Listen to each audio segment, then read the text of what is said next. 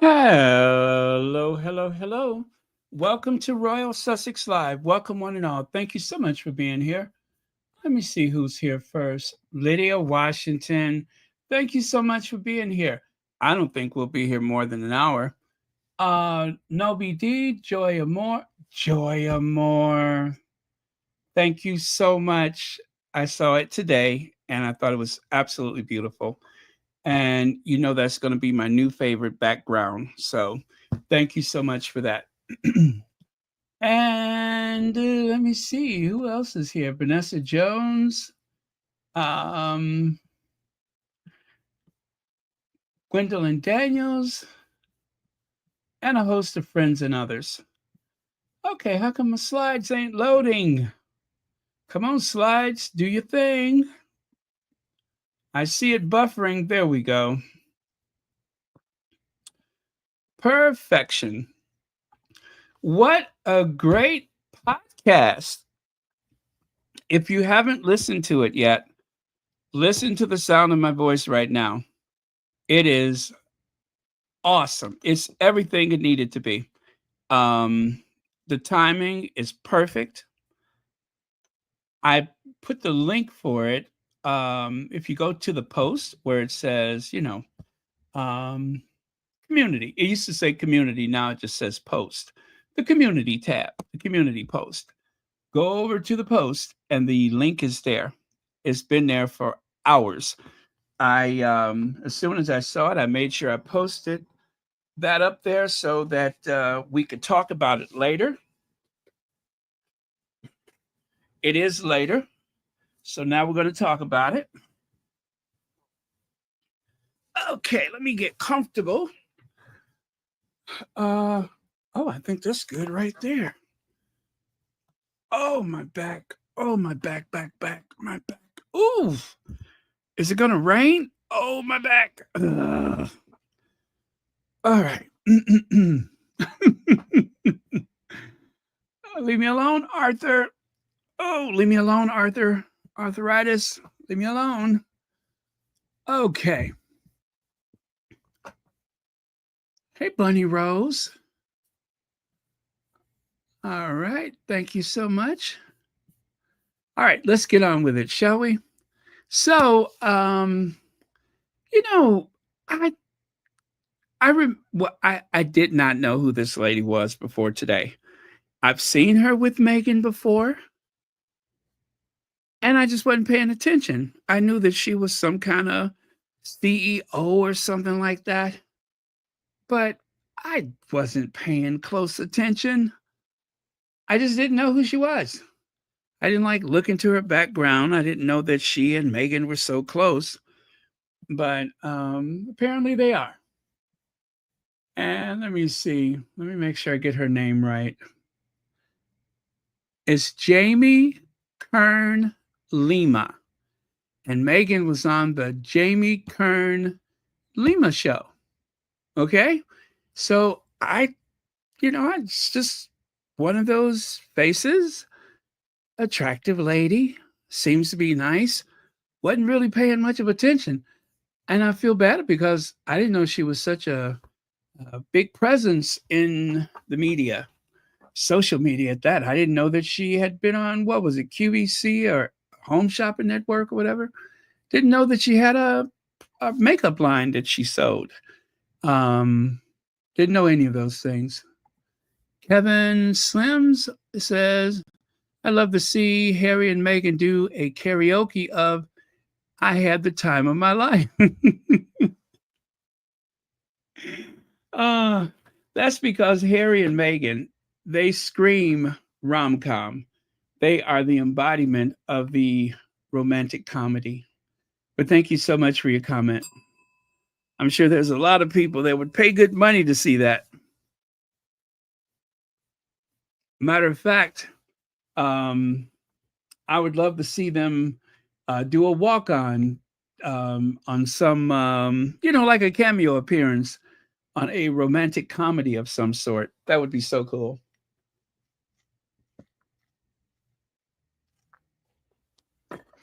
And whatever money they make would definitely go to charity.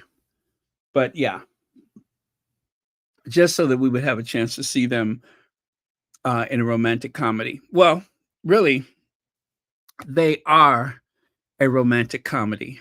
They really are. Okay. Thank you again for your comment. And I did take some notes. Oh, before we get into that, I do have to acknowledge something. E equals mc square. Energy equals mass, right? So whenever you produce energy, you always produce some type of mass in order to create energy, like, burning fuel, whether it's a fossil fuel, whether it's, well, whatever. It takes energy, it takes mass to create energy, or energy equals mass. Yeah, there's some mass. Why is this so important? Well, this is why it's so important. You need energy. You need a very strong, reliable grid. Otherwise, you're going to have stuff like this: Euro blackout chaos, huge power outage hit Spain, Portugal, and France. Oh, I just bit my lip. Oh, God, that hurt. Son of a. Ouch. How did I do that? See what happens when I'm trying to be all clever and use an accent? Even France. See, I'm trying to say France and bit my doggone lip. Anyway, Antoinette Kennedy, I got that gift today. That is so nice. Am I allowed to share it? I hope so, because it's a slide coming up. How amazing is that? Thank you so much. I'm like, maybe I'll wear it like a pendant or something, but that is nice. Um, I was in awe of it, to be honest with you. I was in awe of it. Thank you so much. So yes, there was a blackout in those three nations, and as you can see here, people are walking in the subway. It is the stuff of nightmares. How could something like this happen? Well, if it can happen in Texas, yeah, I guess it could happen anywhere. I mean, it happened in New York. Do you know when they had one of those blackouts in New York? They said what caused the blackout was a switch about the size of a shoebox. It was some kind of relay or switch or something like that. And that brought the entire grid down.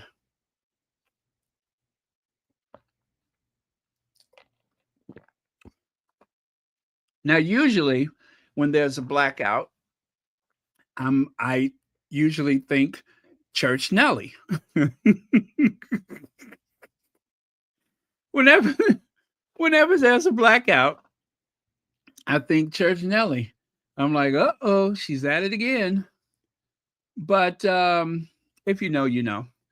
Uh,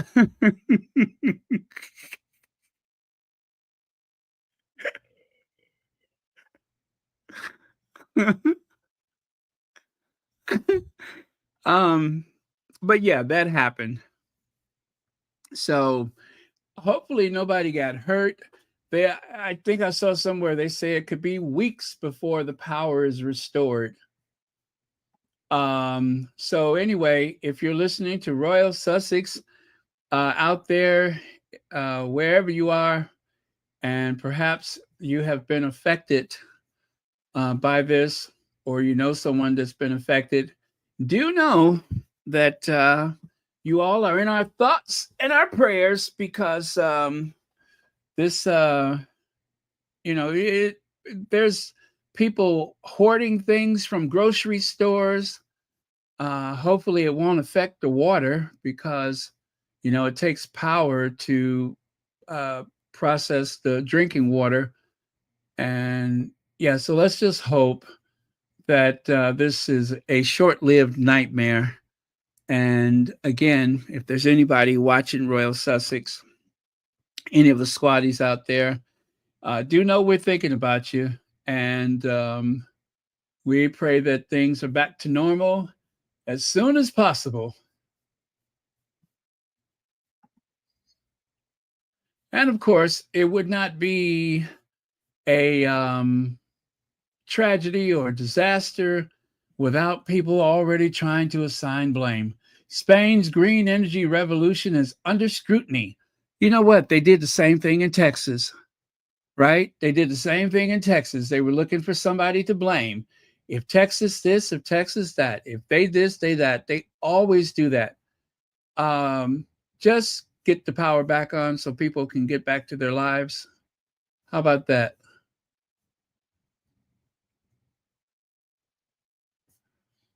Yeah. Wow. I'm looking at this people queuing up for things. It looks like the power outage is concentrated mostly in Spain. Um, Europe blackout chaos, generating stations. And don't forget, most of the trains in Europe are running on electricity.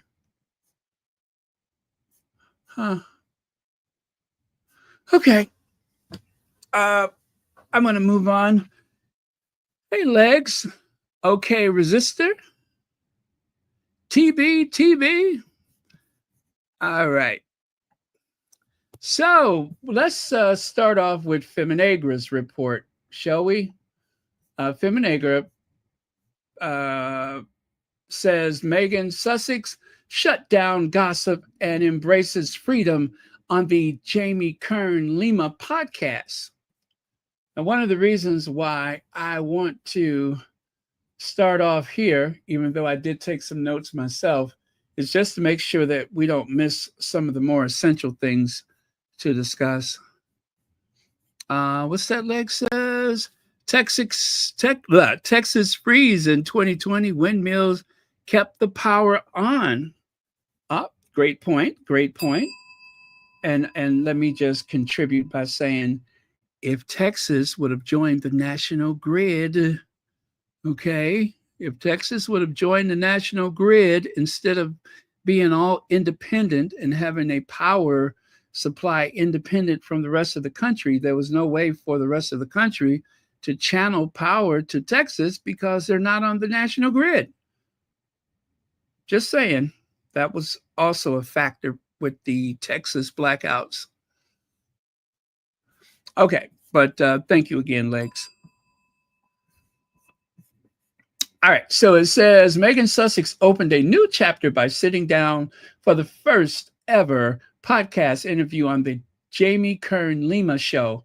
Speaking without makeup and dressed in cozy sweats, she offered a raw conversation about her worth, or self-worth, that is, public expectations, and choosing peace over noise. Her reflections addressed the recent attempt to stir tensions between her and Gwyneth Paltrow. She revealed there was no feud, only laughter, solidarity, and shared frustration with the media games. In an industry built on manufactured drama, Meghan's calm response showed the power of stepping outside false narratives. Meghan shut down the manufactured tension and showed that real empowerment thrives when women stand united, not divided for public spectacle. I like that. And let me see, what else does it say here? During the conversation, Meghan explained how it says Meghan and Gwyneth shared laughter, not rivalry. During the conversation, Meghan explained how the supposed drama with Gwyneth Paltrow dissolved into laughter and pie at a quiet meeting between friends.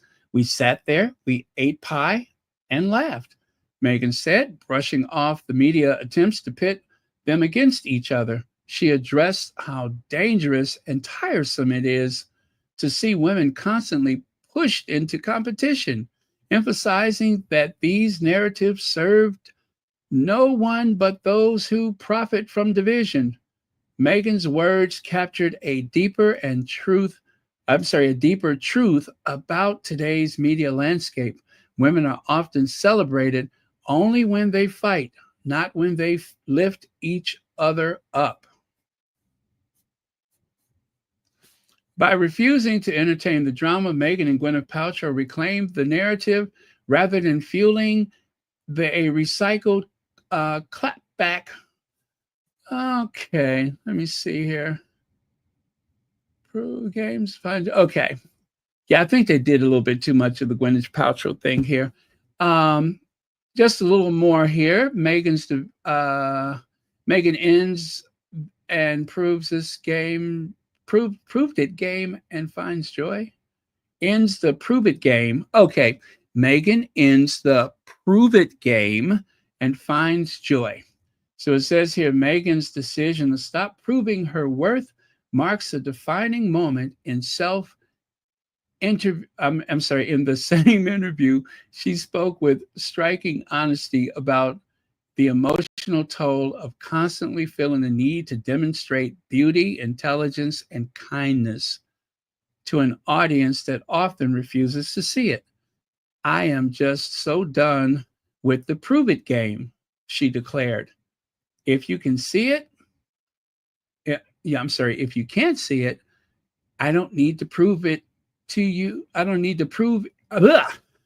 Okay, and that's your loss. All right, powerful statement reflecting not only personal growth. All right, I'm done with this one. Let me take a look at a couple of your comments.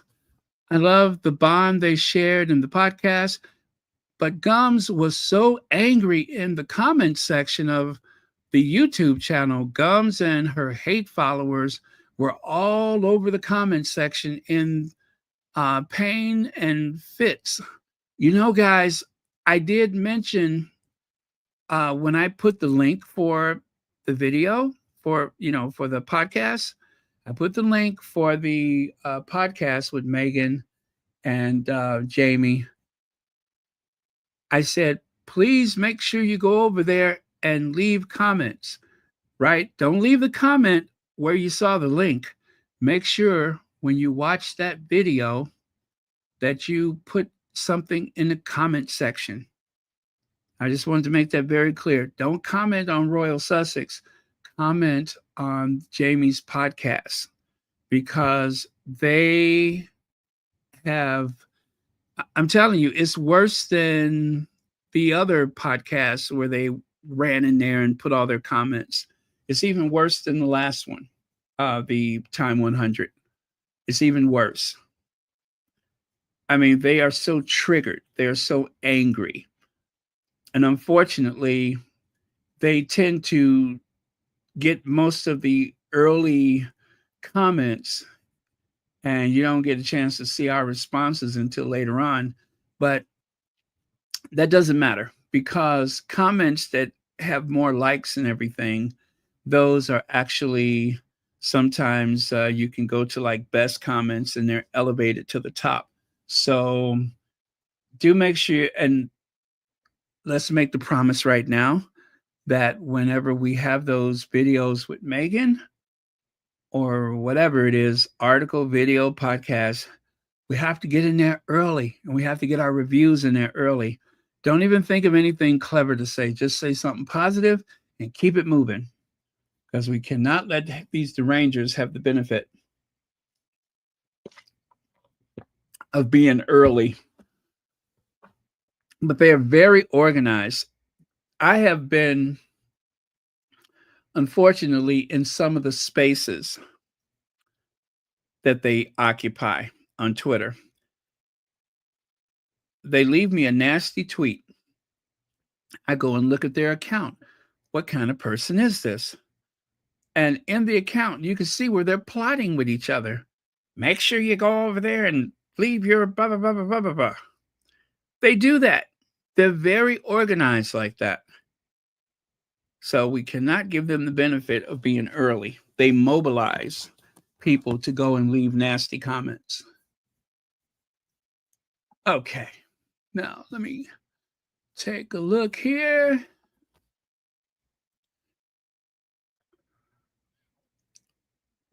Oh, really? Did not know that. Huh. Okay. I thought it was because they were Republicans. uh, let me see here. The comments should have been turned off. Here, here. Absolutely, Lydia Washington. It's just so much easier if they turn the comments off.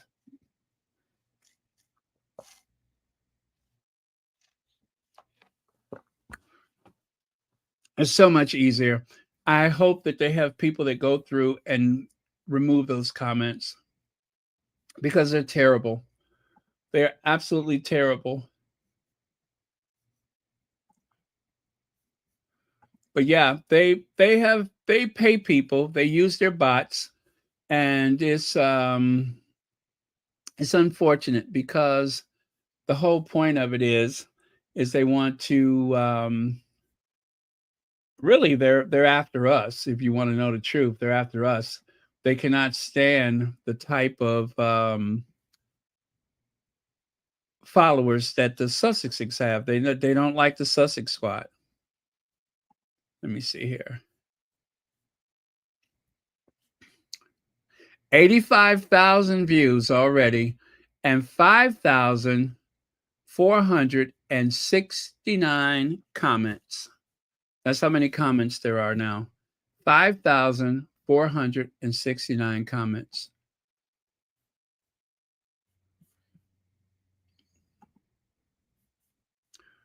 Let me see. Let me see her most popular video. Her most popular video has had 1.7 million views. And with the 1.7 million views, guess what? There was 197 comments. Let me see another one of her popular videos.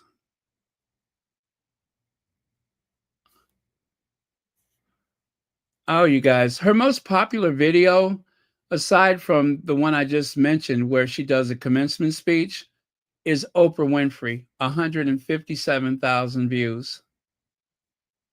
And how many comments were there? 246 comments. Do you see what I'm saying?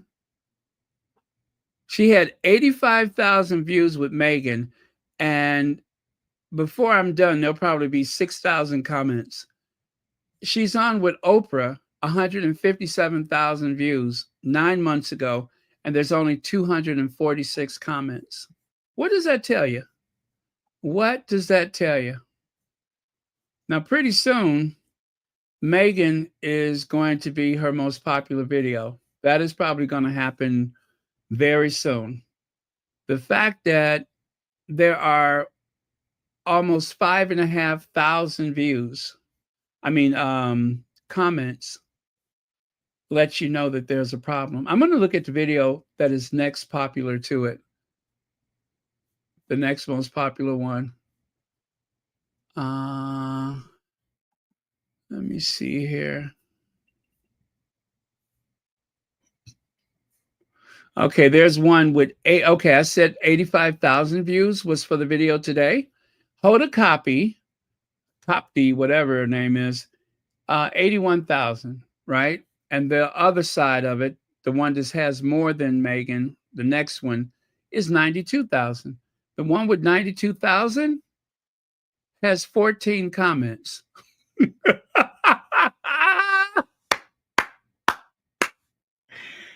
Do you see what I mean? Are you picking up what I'm putting down? Bots, haters, paid trolls.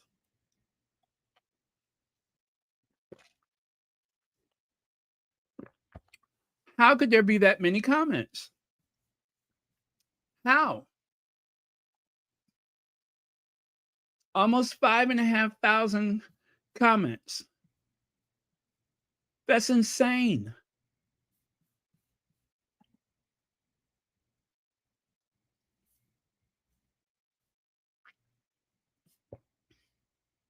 Wow. That is insane. Okay. So, like I said, when you get an opportunity, by the way, Jamie Kern Lima, her, and this is only for the YouTube, you guys. She has a proper podcast. Um, for this, for her YouTube channel, she only has 73,200 subscribers. Of course, I subscribed today, but so she doesn't have a big presence on YouTube. But don't forget there's the other places where she has a platform. So anyway, that's just sharing a little bit of facts about the numbers to let you know how many haters there are that are just leaving comments only because it's Meghan. That is the only reason. Because people are sick. It's a sickness. It is a sickness. Okay. Let us continue. Thank you, Lydia Washington, for saying that, because I believe the same thing. They should have just turned the comments off.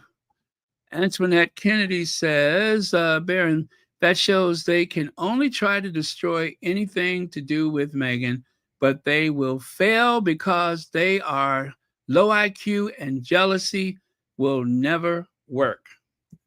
Amen to that. I will say a big amen. Connie Bomber! Hey, Connie Bomber. Connie Bomber. She's a charmer. Da da da da da da da da da. Connie Bomber is a charmer. Okay. There you have it. Meghan, the Duchess of Sussex, in her first ever podcast interview, worldwide premiere episode, The Jamie Kern Lima Show. So my little notes, my little pathetic notes that I put here, no makeup. No makeup. They wanted people to see them as they really are. They wanted to have a conversation in rocking chairs, the same way that they talk to each other when nobody's around. That's the conversation that they wanted you to enjoy. So that is what happened. They sat in rocking chairs and they talked and they talked and they talked. As you can see, they have an incredible rapport with each other. And I would have never known what good friends they were had there not been for this podcast. Yes, their paths seem to have crossed publicly. I didn't know that there was supposed to have been this huge fight between the two of them. I didn't know that. Did you guys know that? I didn't know anything about a fight between the two of them. Apparently, they were in the same space at the same time. And because of that, it was said that they had some falling out. The only thing is, they knew nothing about it. It was news to them. They were like, really? We had a fight? What was it about? Who won?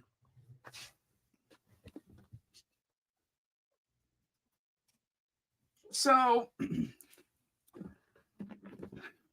if nothing else, this will serve as a record of how misleading the tabloid media can actually be to the people that read or subscribe, or you get a chance to see how misleading the tabloid media is. In that they spend a few minutes together, and then there's hundreds of articles, videos, claiming that they had some falling out. And it just was not true.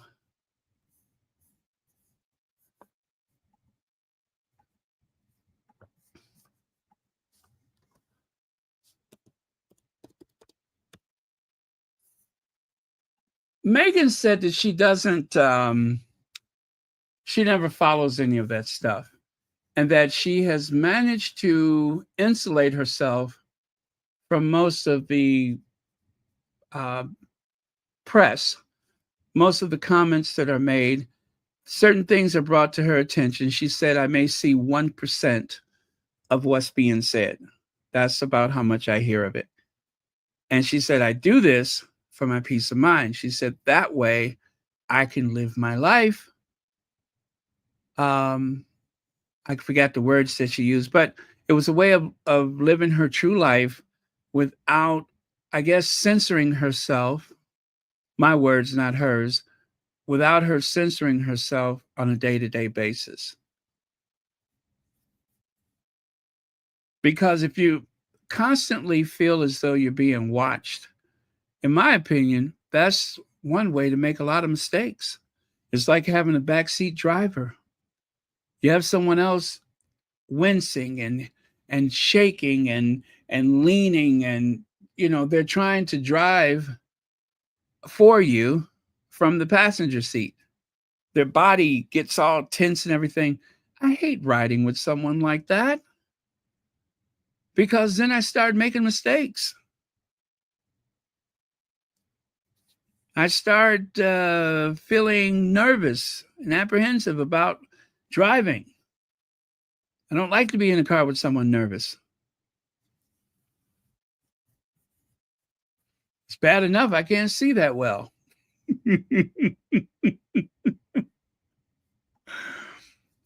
Just more proof Meghan is a girl's girl and very present in her friends' lives. Kate really missed out. She could have had an entire network of support via Meghan's wide reach of beloved friends. Yeah, and that's what Meghan wanted. Meghan thought that, they were going to be good girlfriends, and it just never happened.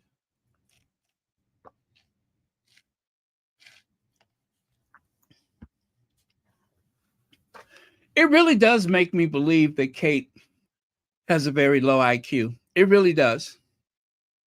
And I'm not just saying that to be funny. She does not seem to have good judgment. She does not seem very intelligent. She does not seem to be able to think for herself. I mean, the firm is stuck with her, right? They're stuck with her. They don't want another divorce in the family, that's for certain. If you can leverage your power to do all that copycat stuff, then you could leverage your power to be a nicer person, to be more present and available to strangers.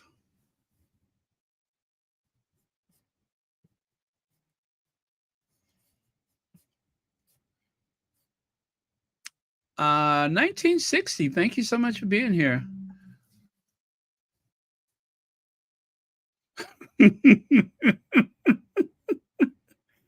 Yes, we heard about gums. We have. We heard about gums. Gums is doing the most. They just don't want people to see Meghan. They don't want people to see her humanity. That's why they're acting out so much or so terribly, is because they don't want people to see Meghan's humanity. It serves them better if people believe that Meghan is some kind of sorceress and that she has Harry under a spell, as opposed to her just being a lovable mom who doles affection upon her children, who is still on honeymoon with her husband. They don't like that.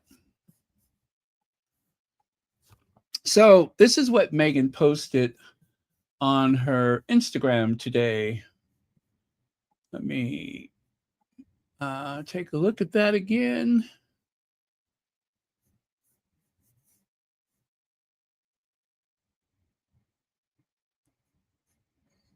All right.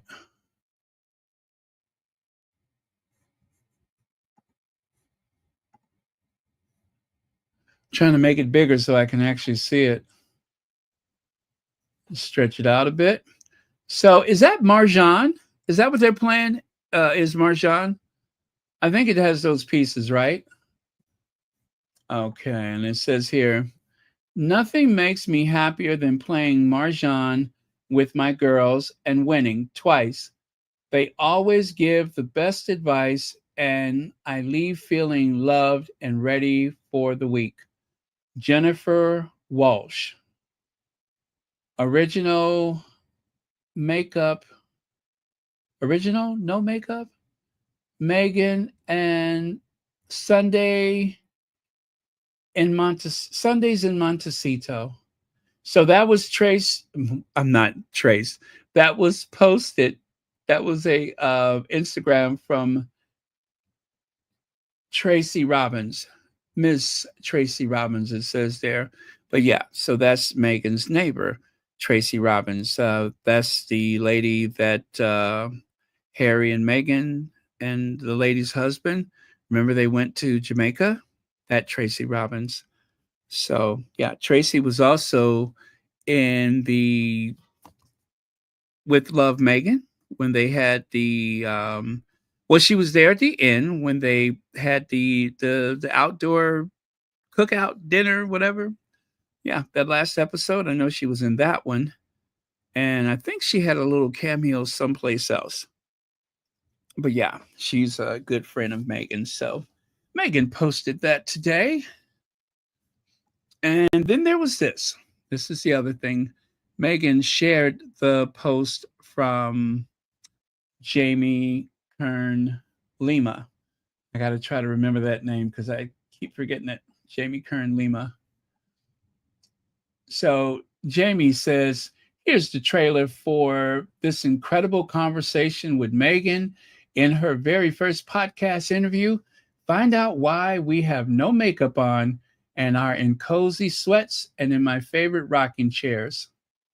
You are invited to join us. Just get ready to laugh, to cry, and to feel all the feels. To feel all the feels. Okay, that's what she said. And then the last one there, you can see where they took a little promo picture. So that is where they filmed the conversation. As you can see, there's a little studio set up somewhere with those rocking chairs. So I guess that's in um, her home, in Jamie's home.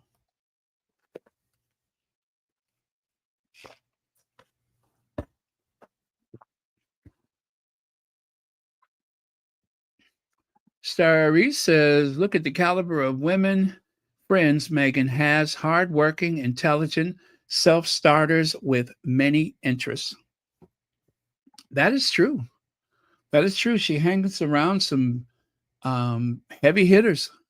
She keeps company with some very powerful people because um, of the zip code, because Megan has cultivated relationships over the years. There are some people that she met because of her mother, who also knows a lot of interesting people. And if I recall, there was a lot of squatties that said years ago that the Sussexes, and in particular Megan and her mother, I recall that they would say Megan and Doria know a lot of people. And the reason why they were saying that is because of those pictures of Doria leaving Oprah's house with a yoga mat. And people were just like, oh, assuming that the only way Doria could know Oprah was because of Megan. Is it? Is it? Possibly. Maybe. Maybe not. We just don't know. This interview happened. It was in the can, waiting to be released, and they had no knowledge of it. There's a lot of things that they just don't know. And every so often, Megan pops up with someone that she has spent a lot of time with, even though they say that nobody likes the Sussexes, they have no friends. And yet, all of these incredible people, like the billionaire that she's sitting there having a conversation with, and nobody was the wiser. How is that? Yeah, I mean, I just, in my mind's eye, I have this vision of all of those people, like what is her name? Kinsey Schofield. with the Hollywood sign behind her. Kinsey Schofield, who tells people in Britain all of the hateful things that they want to hear about somebody she doesn't know, that she's never met, and could never measure up to. What does that say about her? She's on UK media day after day, giving this impression that she knows everything that the Sussexes are doing, but yet things like this is happening all over the place, all the time, and she is clueless. But the people that view her, they will not catch on. They will not take notice. And even if they did, they'll just downplay it. She's like a politician supporting the what do you call it? The women's choice, the women's right to choose, right? They don't really care, but in order to, win votes, they have to, maintain face. They have to save face somehow. And that's what Kinsey Schofield is doing. She doesn't really care. She's not out there giving dire warnings. What she's doing is maintaining her Hollywood lifestyle. That's it.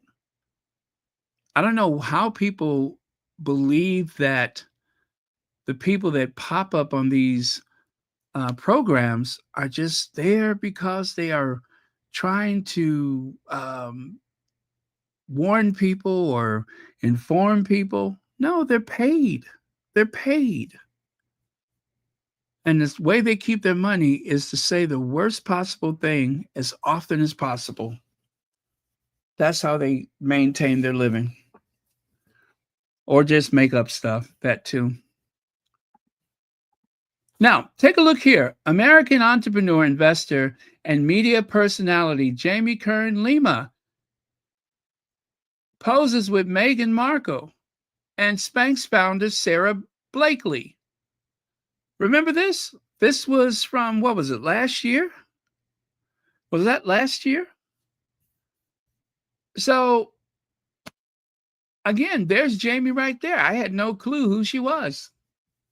I mean, I saw her. They said she was an entrepreneur, and I'm like, oh, that's interesting. And then I moved on. I didn't know her story. But now I do. I know a little bit more about her, and it's cool. It's really cool. I admire her ability to lift herself up out of obscurity and make this big life for herself. She is truly a go-getter. Let me see. That was July of 2024. Yes, July of 2024. That's when that photo was posted. And that was when Meghan went to the East Coast. You guys remember that? When she went to the East Coast for that, whatever that engagement was. It was something to do with women. Well, let me just share this with you. See there? Meghan is hailed a supportive pal who generously shows up for her friends. In sweet note by IT cosmetic co-founder Jamie Kern Lima as they pose with billionaire Spanx founder Sarah Blakely at Hamptons Business Summit. So that was in the Hamptons. And down there at the bottom, you can see on the bottom left, it says Meghan, I'm sorry, not Meghan, but the Duchess of Sussex, who was seen alongside designer Misha Nunu and cosmetic owner Bobby Brown, wore a vest and trouser combination by St. Agni. And there on the right, again, is a post from Jamie Kern Lima. I was about to call her Jamie Kermit. Jamie Kern Lima. Let me see. Something that says this pic because it captures the essence of friendship. Thank you, Meghan, for being such a supportive and loving friend. In this pic, for holding my arm with such love as I was about to walk up to stage and speak. And in real life, for how generously you show up for your friends. Oh, so there you go. There you go. This was last summer.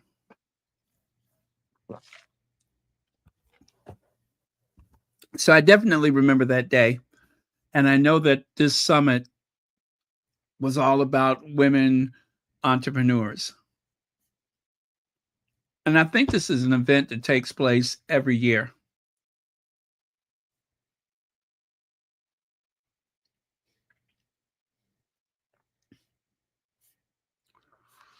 Oh, yeah. Would be great about now for my two eldest boys as they are now in teenage stage. Vivian, I don't know if I ever mentioned this before. I think I did, but I'll say this again. I still have a bunch of cassette tapes, right? Back in I guess it was the 80s, early 90s, the 1980s, I had an answering machine. And instead of um, recording over the tapes, I actually just flipped the tapes and eventually put another one in there. Because remember, back then they were selling those like really cheap cassette tapes. You can get them from Woolworth for like, three for $1 or something like that. So I would buy the 3-pack of replacement cassette tapes. And so I don't know how many I have. I may have 50 of them. I don't recall. But a lot of people that's on those cassette tapes are not alive anymore.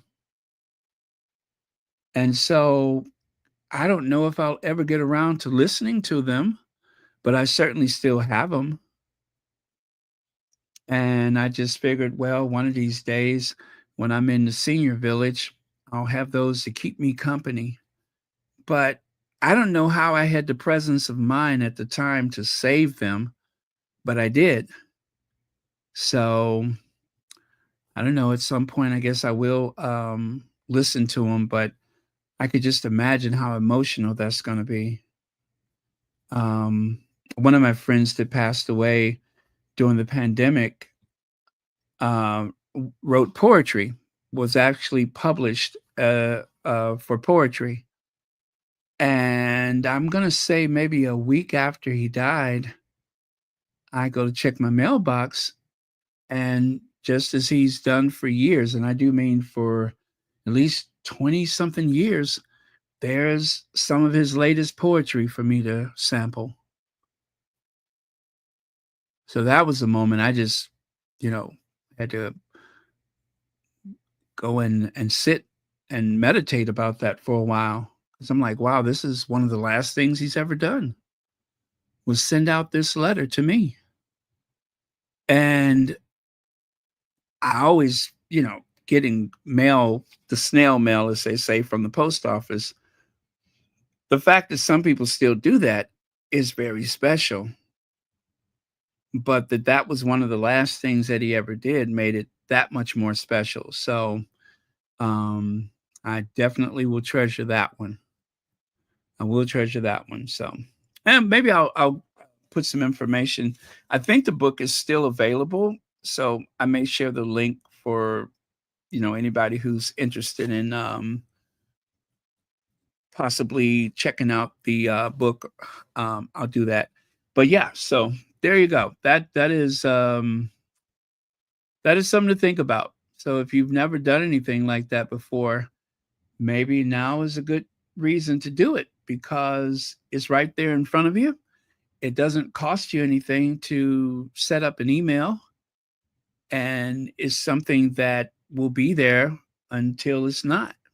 So, um, yeah, that was very interesting, that conversation that they had about that.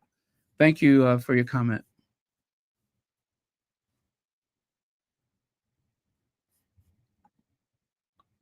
Oh, well, thank you again.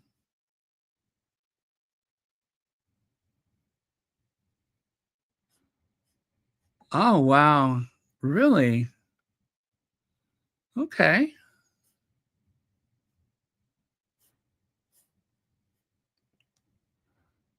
All right.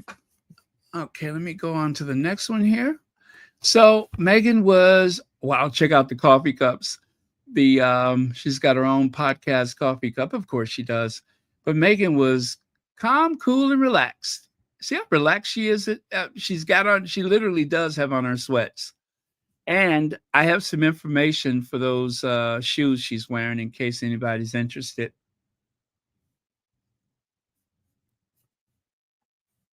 Oh, how about this moment? Remember when she mentioned that Megan sent her daughter a cutting board? Her daughter likes to cook and she likes to make those charcuterie boards. And yeah, I thought that was really nice that she's like, and next thing you know, Megan dropped off this for us. Oh, thank you, Marshar.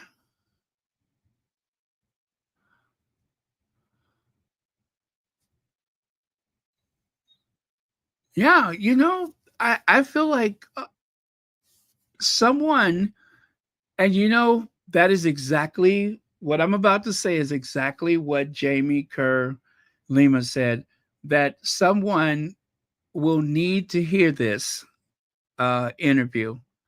Someone will need to hear this interview. And how right she is, because they even mentioned that there's going to be a lot of people setting up these emails for the future. There's going to be a lot of people setting up these emails for the future. Yet another huge influence from the Duchess of Sussex. Yet another time when people have been incredibly influenced by something that seems so small but yet is so big. Yeah, the Meghan effect will have people to create. Oh, yeah, that's just what we were saying, right? Time capsule of memories. My cold heart was bawling ugly tears thinking about Meghan writing to her babies each night, "Mama, can I hold you?" Yes. Oh my God. Didn't that touch you when they said that? Oh my God. I was just eh, there were parts of this interview where I was just my mind was racing with thoughts. Yeah, my mind was just racing with thoughts. So many parts of it. And definitely I'm going to have to go back and listen to it again. I'm going to have to go, and you know what? I was kind of multitasking, so I want to make sure I sit and watch everything, because before I was kind of multitasking. I started off writing notes and then I got up, I'm like, "Oh, I can start doing this." But I wish I would have stayed and just sat through the entire thing, so I will do that for certain.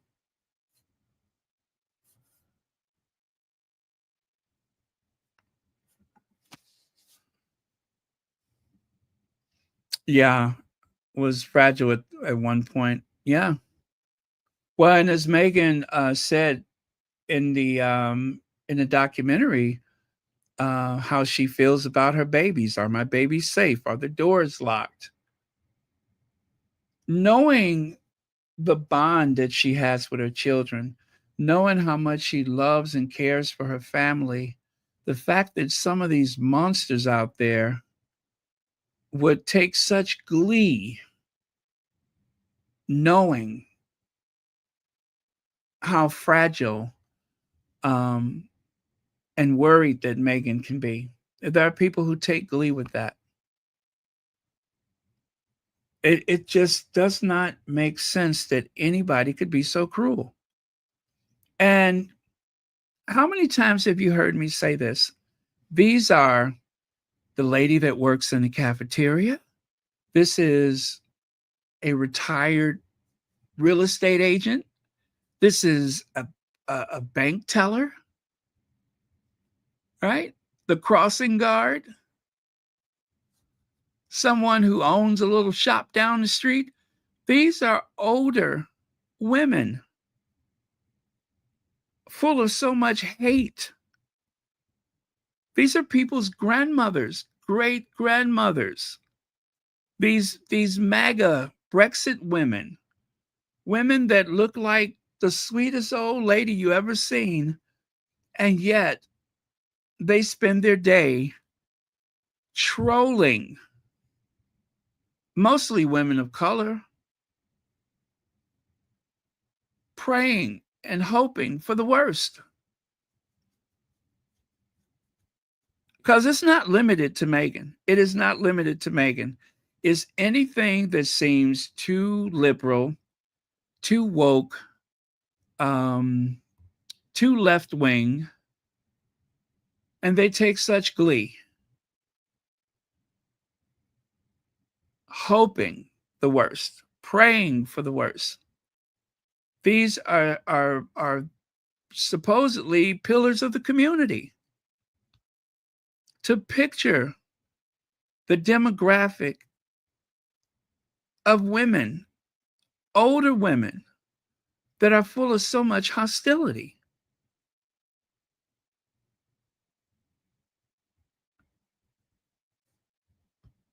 It would be a cliche to say, I'm just so shocked by that. But I am. I am. I'm not, but I am. These are the same ladies that screamed at a little black girl trying to go to a high school or trying to go to a grade school.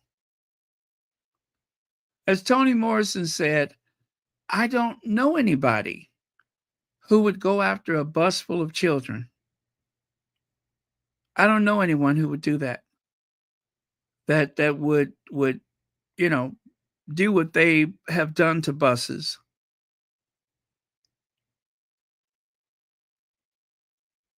And yet you see these mob actions. These are not teenagers. They're not even just men. These are older women. You're supposed to be bringing people together. And certainly it's not all of them. It's not half of them. It's probably not even 10% of them. But it is a very vocal minority of people that quickly ran to the comment section. 5,000 plus comments.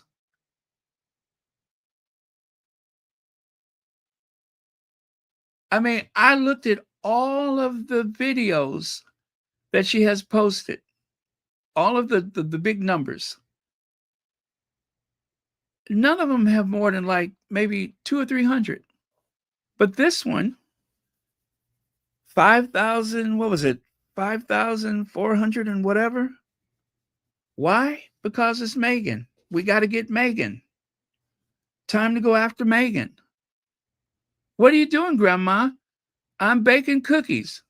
No, Grandma, what are you really doing? I'm going after Meghan. Somebody's grandmother. Make that make sense.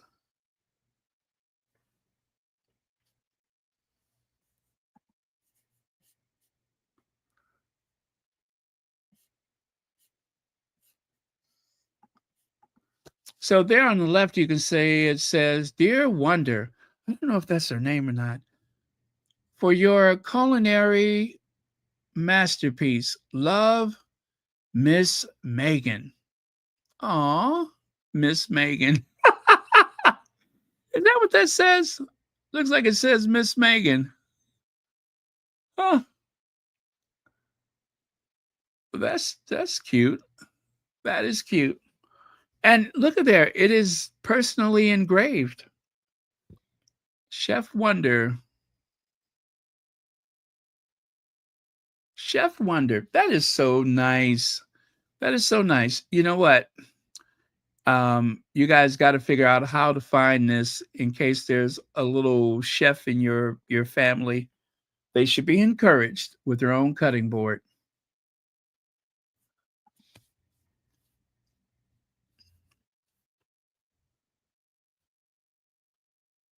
Oh, yeah. Isn't that the truth? Isn't that the truth? I'm like, God, what drives those people? How did they get so cruel? But yeah, getting older doesn't necessarily mean that you're wiser or nicer or any of that stuff.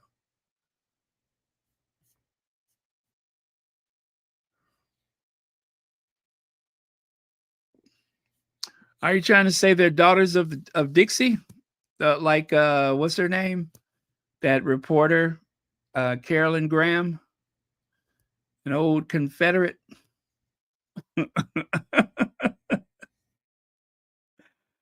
Oh man. Yes, yes, they put those cookies in that jar. Listen, Lydia, they cool off those cookies, right? They're sitting there with their grandkids and they're baking those cookies and everything. As soon as those cookies cool off and they put them in the jar and they slide that jar to the back of the kitchen counter, what they do is look left and right and make sure ain't nobody around. And then they go down in the basement, on them squeaky steps. They go down there and start pulling their hoods out and everything else. Yeah, they, they got all kind of devices of terror in their basements, in the trunk of their car. They're always ready. I'm, you know what? I cannot picture it any other way. I'm picturing the lady in the supermarket, the one that's saying, "Oh, don't buy this melon, buy that one. This is how you know if it's fresh." That's their public face. But when they get home and they get on that computer, it's a whole nother animal. It really is a dual existence, I think.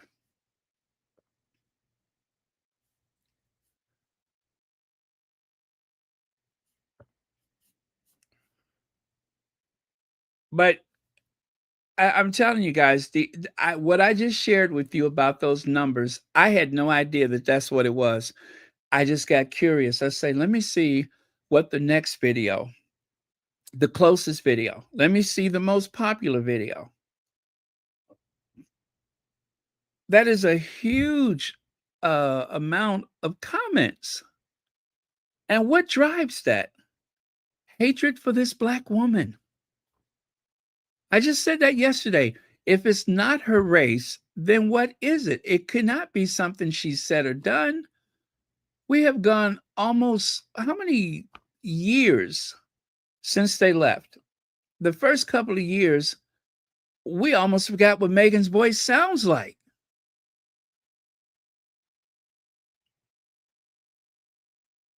And yet, sight unseen, every day, all day, there is one article after the next saying things about something that Meghan said or done or felt or will do. And that doesn't strike them as strange. They just shake their head like, uh-huh, that's what she said. And even worse, they tell other people what she didn't say.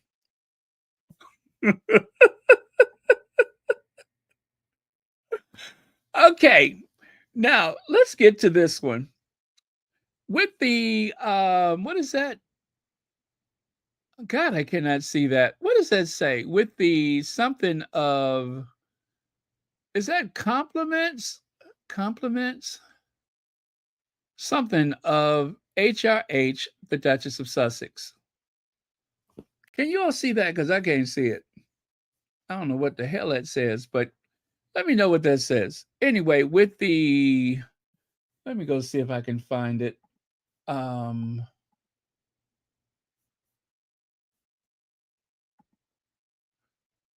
with the something. Okay, so I'm trying to see the exact quote.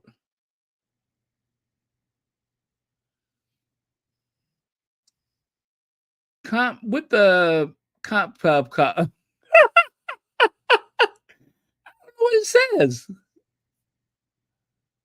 But anyway, It doesn't matter. We don't need to know that word. The point is, the point is, Meghan has a right to do this because she is the Duchess of Sussex. She is an HRH. She is HRH, Her Royal Highness, the Duchess of Sussex.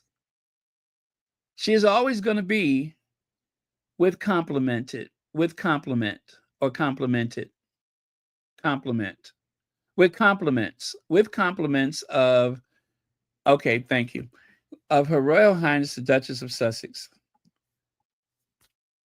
So there's Resamias, as what's her name? Lorraine says, Resamias, what do you think about Meghan? Resamias, where's your other ear, Russell? Russell, do you think it's strange that we can only ever see one of your ears?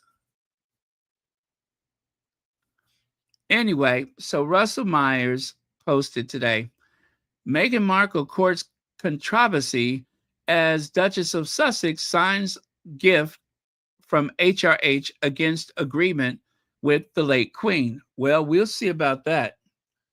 We'll see about that because I already know better, but we'll see about that.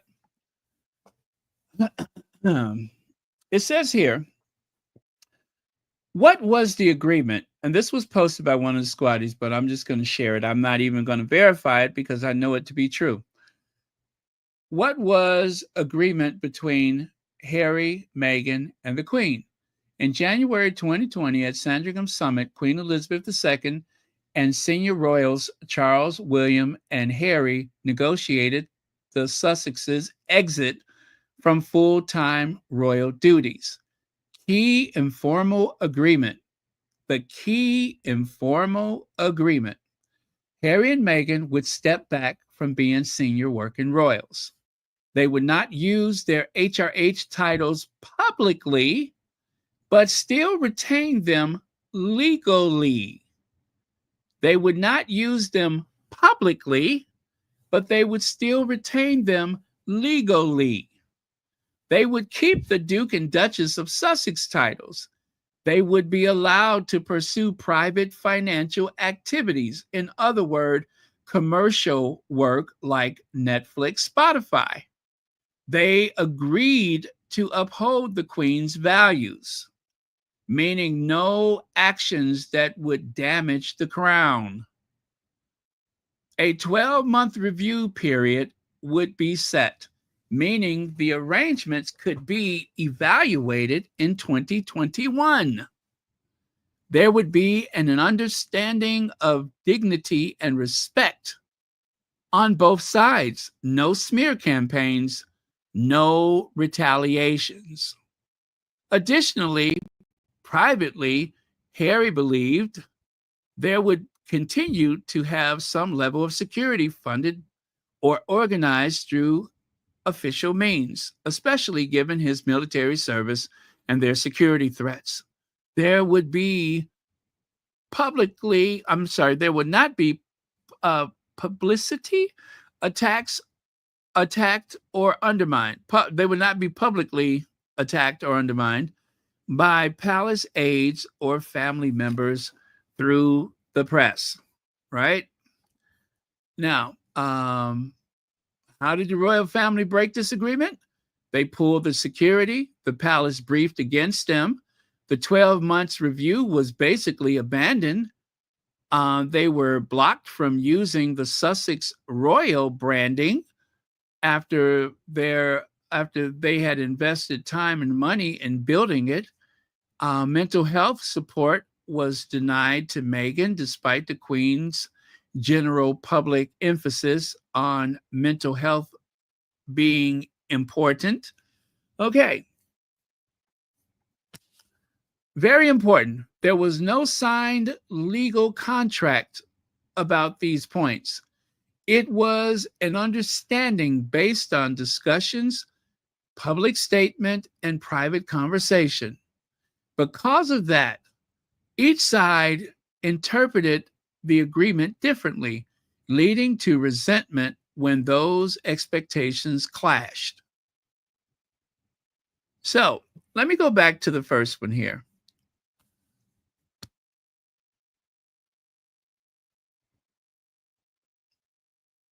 Okay, they would not use their HRH titles publicly. All right, let me go back one more time.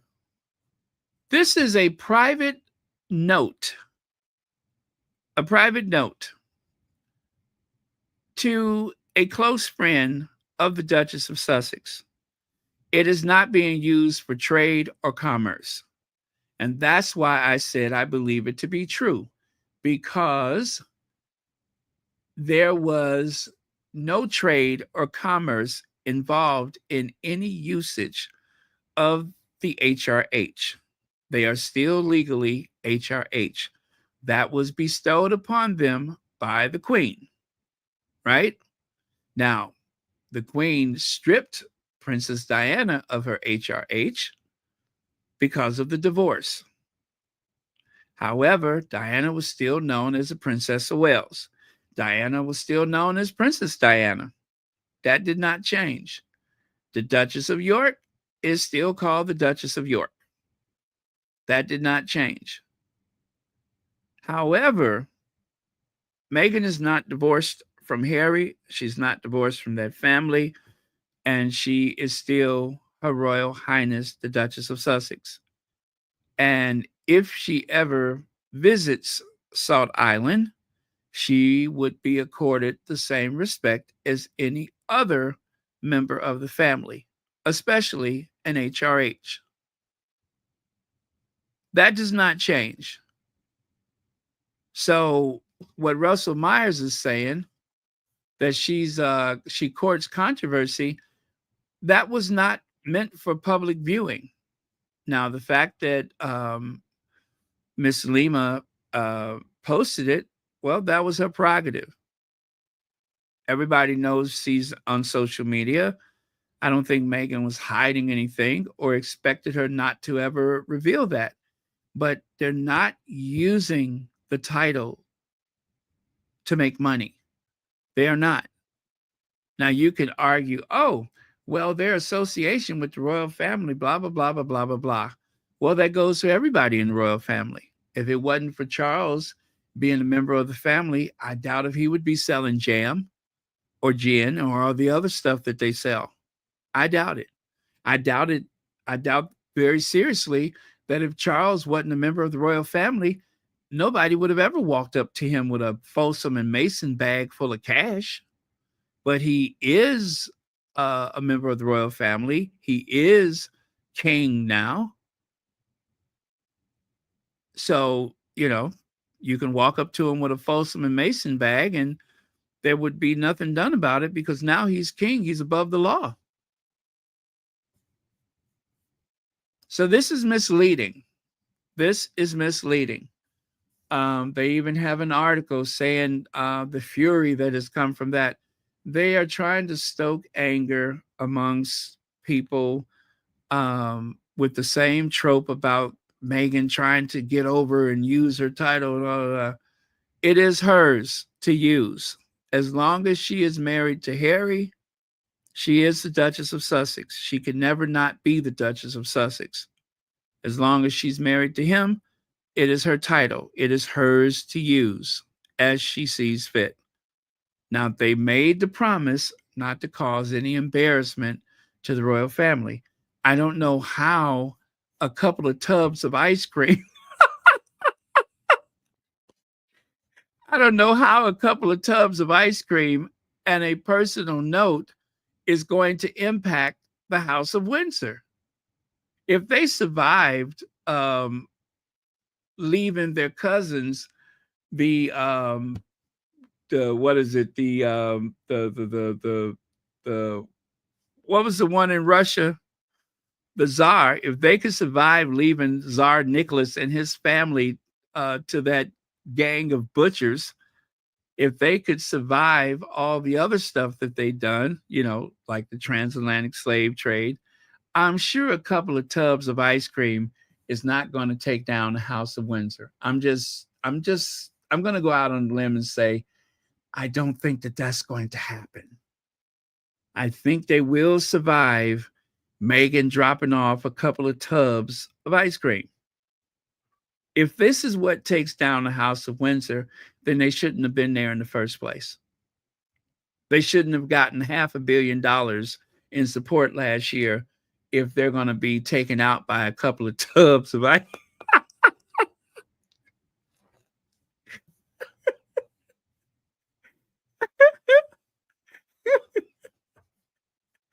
I mean, what do you do? Do you look at the ice cream with fear and say, oh my God, is this how it ends? If a couple of tubs of ice cream is your undoing, I mean, what's going to happen? I don't get it. Why would they be concerned about a couple of tubs of ice cream and a note? Is it the wicker basket? I don't get it. What's the problem? Russell Myers, what's the problem?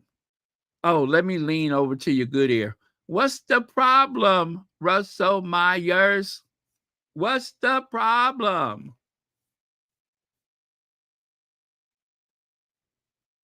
Where is your other ear? How come I only ever see one?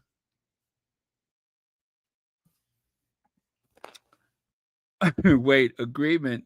Queen Elizabeth II, like Frog. Yeah, like Frogmore in the security. Exactly. That agreement. That agreement. Thank you. And let me see what else we have here. I don't like this pig because it doesn't give context. When was it sent? Who got it? Why isn't the jar the same as ever jars? Distract and deflect. Um, you know, I don't know. I don't know, but thank you again for the super chat. Okay, let me go here. So yes, you guys, that is totally misleading. This whole idea that Meghan has done something wrong. She is entitled to use that title privately. And it was only with a promise, a wink and a nod and a handshake that they agreed to not use it publicly.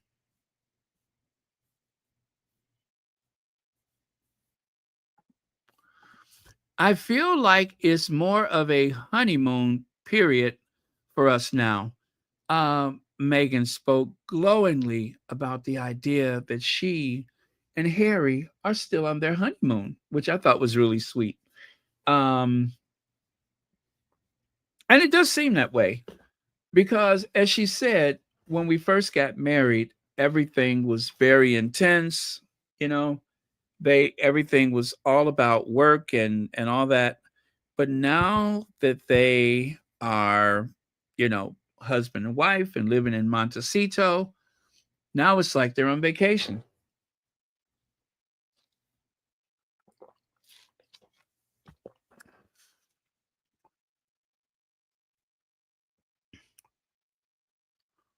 Let me see. Strauss ice cream is going to sell out. You know what? I was just thinking, Sussex Team Warrior.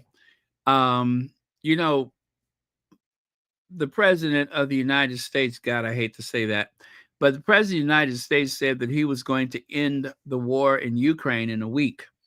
I was just sitting here thinking, if I send them a couple of tubs of Ben and Jerry, I'm pretty sure that I could end the war in just a day. I mean, upon delivery, of course. I will send a note and 2 tubs of Ben and Jerry's New York Super Fudge Chunk. I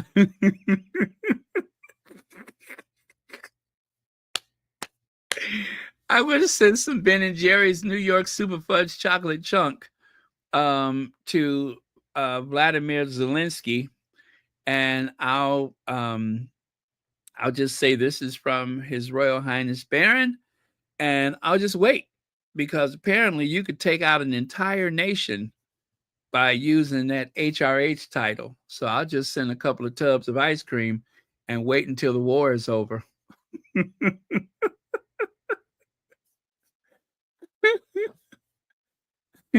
I I mean, I heard ice cream could block your arteries and cause, cholesterol and everything, but I had no idea that it could ruin a dynasty like the Saxe Coburg um, goat cheese family.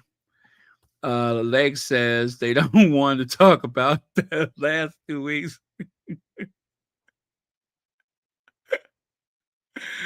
They don't want to talk about the last 2 weeks. Apparently not. Apparently not. Thank you so much for the super chat.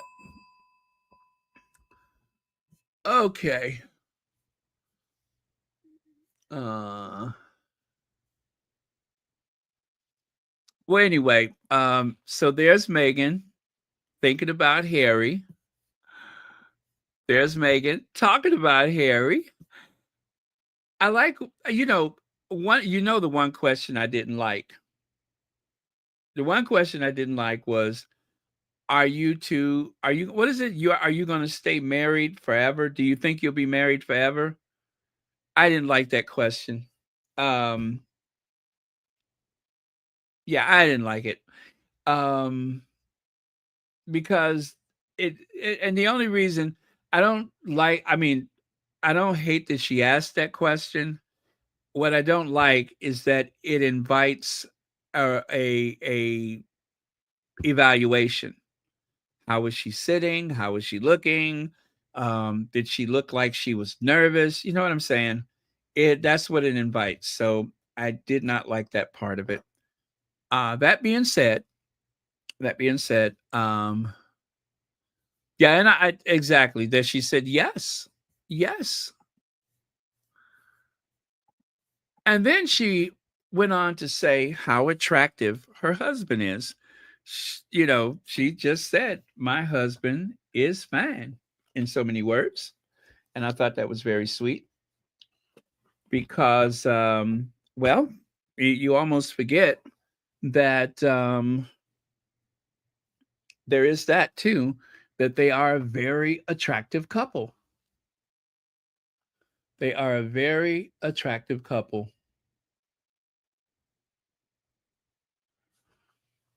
Oh, wait, what is that?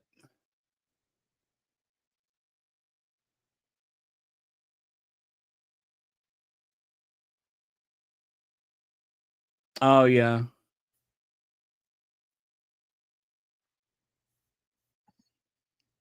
Yeah, that's her friend and everything, and the whole point of it was to have those unguarded moments, and, okay, yeah, fine, but I just didn't like it, though,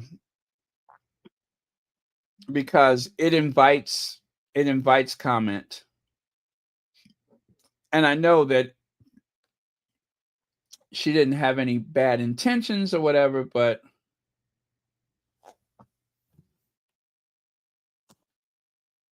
let me see here. If you haven't noticed, my husband's very, very. He's also a fox. If you haven't noticed, my husband's very, very handsome. But his heart is even more beautiful. He's also a fox. If you haven't noticed, my husband's very, very handsome. But his heart is even more beautiful. He's also a fox. If you haven't noticed, my husband's very, very handsome. But his heart is even more beautiful. He's also a fox. If you haven't noticed, my husband's very, very handsome. But his heart is even more beautiful. Yeah, and I love the fact that she says that she sees him as a dragon slayer. Did you guys catch that? That she sees him as a dragon slayer?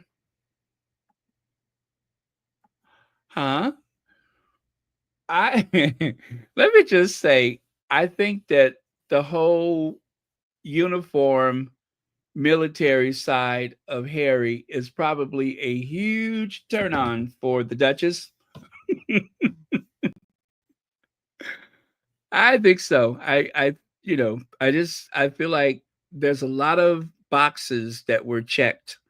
There were a lot of things because Harry is the one who was supposedly the one with the list, of what he expected in a partner. But I think that Meghan may have had a very unconscious list, but a list nonetheless of things that she finds attractive. And the fact that Harry is so protective and so heroic. I think that's why she has that glow. Um, because that's Prince Harry, Dragon Slayer.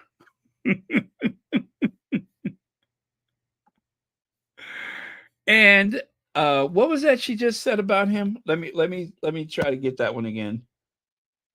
Well, he's also a fox. If you haven't noticed, my husband's very, very handsome. But his heart is even more beautiful. I mean, she was literally blushing like crazy when she said that. And well, that's our Harry. Harry definitely got the better end of the deal compared to most members of the family. I'll say that. He did. He did okay for himself. So yeah, we see it, Megan. We see it. We see it. Oh yeah, that's what I was doing earlier. I said, well, let me see if I can help Megan make the case. Let me see if I can find a couple of pictures that helps her make her case, and I think this does it.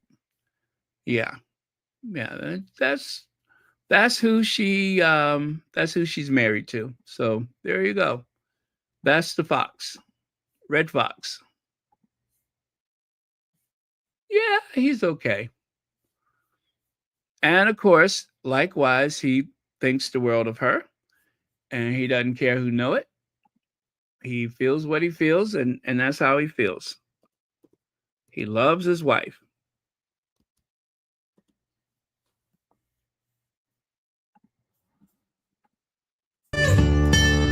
My wife. My wife. My wife. My wife and I. My wife and I. My wife and I. My wife and I. For me and my wife. Me and my wife. I'm so proud of my wife. My incredible wife. An amazing wife. The soulmate in my wife. Thank you, my love. The mother to my children. The love of my life. And what I know about the two of them, and I wish the world knew how much they love these two people love each other. They found each other out of all these odds against them finding each other, they found each other, and the love that they have is really, really moving. And I just wanted to do anything I could to support them. Isn't that funny? Sometimes when you meet someone, Yeah. Sometimes you can see like what love is, and Right. you can tell right away. Yeah, yeah. And if I don't have that, what she and Harry have, I don't want it.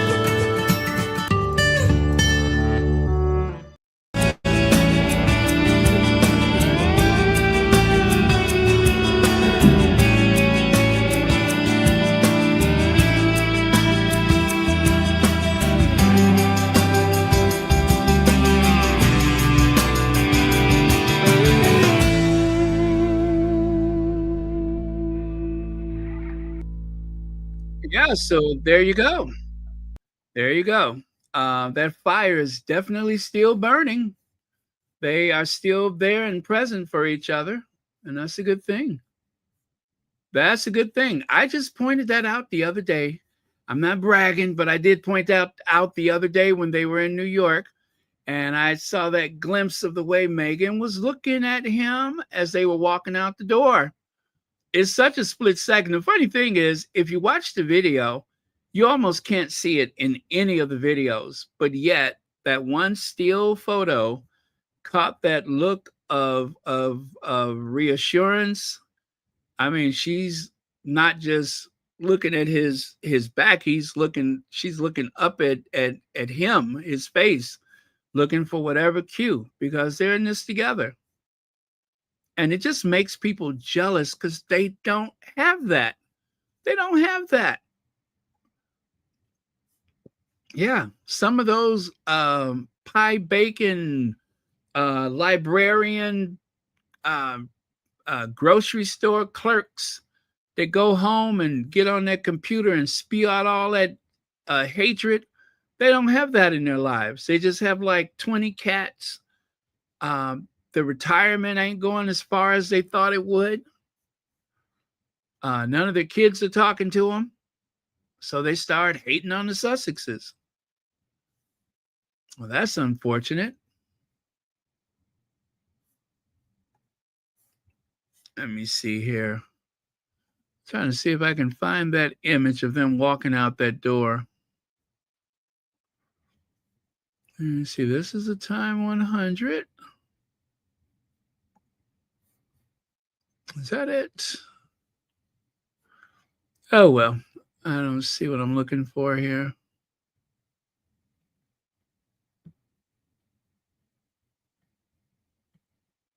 But yeah, that's a shame that some people are just so hateful like that.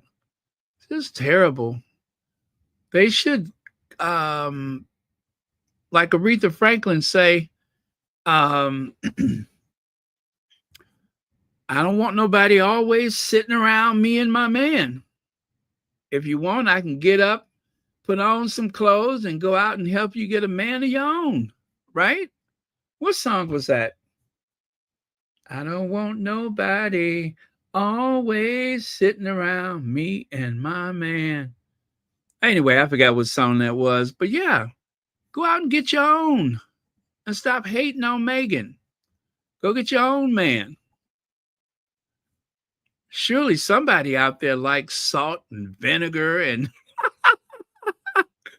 you know what I'm saying? It's got to be somebody out there for you. But you ain't got to keep hating on Meghan just because everything's going her way for a change. And I'm glad that she felt I'm glad she felt empowered enough and secure enough to say how she felt, how she feels about him, how he feels, how she feels, how he feels about her, how happy she is, how their life is going. I'm glad she felt secure enough to say that instead of trying to hide and downplay all of the great things that's happening in your life. Sing it loud and proud. Things are going well, and I'm happy for a change. Yeah, there you go. Well, not so bad. Supposed to be happy.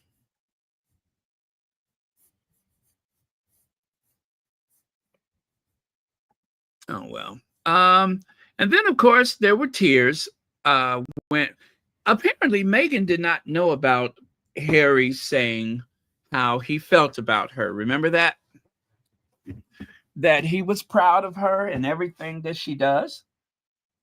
When they recorded this, Meghan did not know that that was like a trending story. It was in the People magazine, right? And so Jamie shared that with Meghan. And then also there was a note, the note that that Harry and the kids wrote. Let me see if I have that sound bite. I did save a few sound bites. Amy Griffins, yeah, our friend Amy Griffins. And afterwards we got back and I think there's like lots of different descriptions. No, that's music in the background. Out there, they love to pit women against each other or compete or this or that.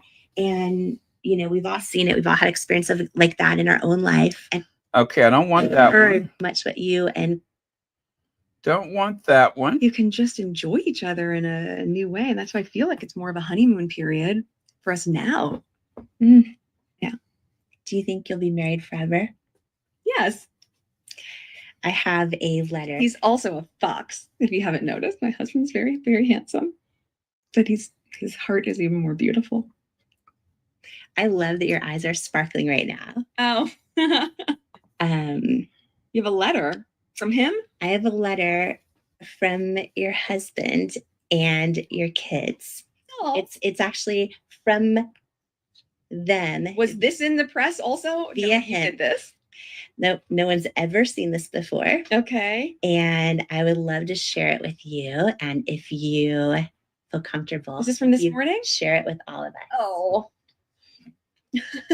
From Archie and Lily via Papa. We love your cooking. We love your pancakes. And we love, love, love your hugs. You're the best mummy and we love you. So sweet. I also love that it's mummy, which is very British instead of mommy. British. No, yeah, they're the greatest.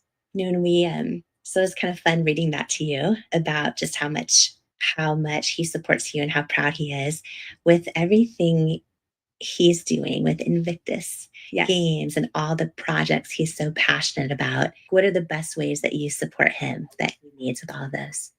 I think a lot of it is being a soundboard, especially because I don't read media or press. Yeah. I'm a good barometer of just sometimes maybe just a very removed point of view, because I'm only looking at it through the lens of loving him. Yeah. What's in his best and highest good? What's in the best interest for us as a family? What will help nurture him and help him find balance? Yeah. So I think in that regard, I can hear it through a different lens, because my opinion isn't colored by anything other than what I know from him and what I can see for our future. So, I really love making him breakfast. Before I left, I told you Archie's homesick today. So I made him lemon, ginger, manuka honey tea, and he just really wanted bacon. So I made a lot of bacon, and then I made a breakfast sandwich with a fried egg and good, like 2 slices of American cheese, all melty, and lots of bacon in there. And nice. You and I in the rocking chairs yes, have talked a lot about, like mother figures in our lives and our mothers and family. When Lily grows up, what are your hopes that she would share and say about her mother? Oh, what a great question.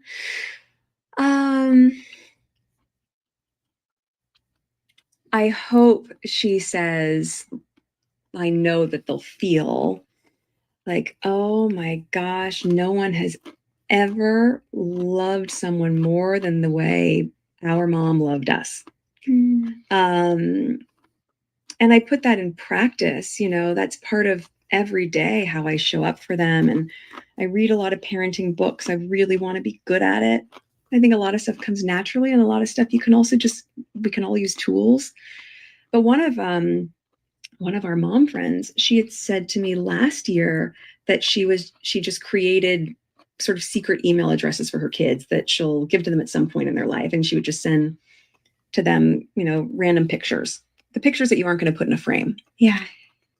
It was such a great time capsule to create for them, because I still have scrapbooks and photo albums, but we're past that generation now.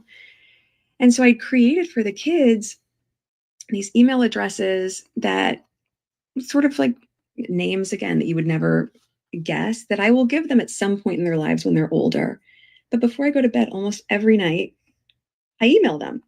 Wow. I email, because it doesn't have to be a heavy lift, and you email them like, here's your report card from today, or oh my gosh, was it the funniest thing this morning, or here's a picture of you two having breakfast, or here's you playing with the things that you're not going to frame, the things that you're not going to put pen to paper in a journal, but they will end up at one point in their life, maybe when they're 16 or when they're 18, that I say, here's an email that I've been keeping for you.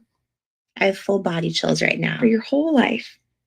And here's everything and every moment that I wanted to tell you how much I love you, and like how proud I am of you, and of all things that's making me emotional. For them to be able to look back and go, oh my gosh, she has loved us so much.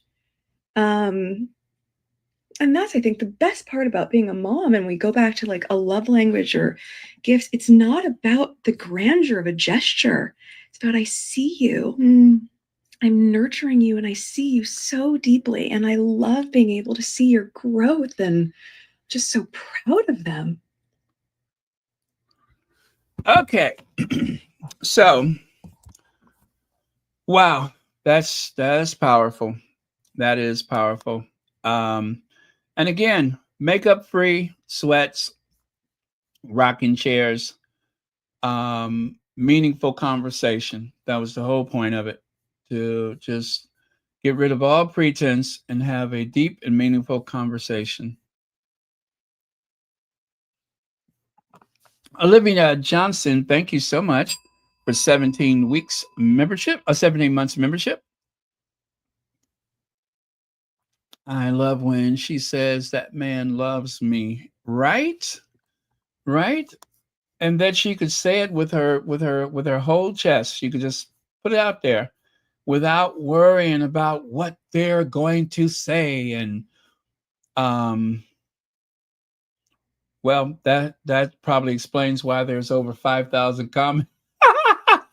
That probably explains the 5,000 plus comments.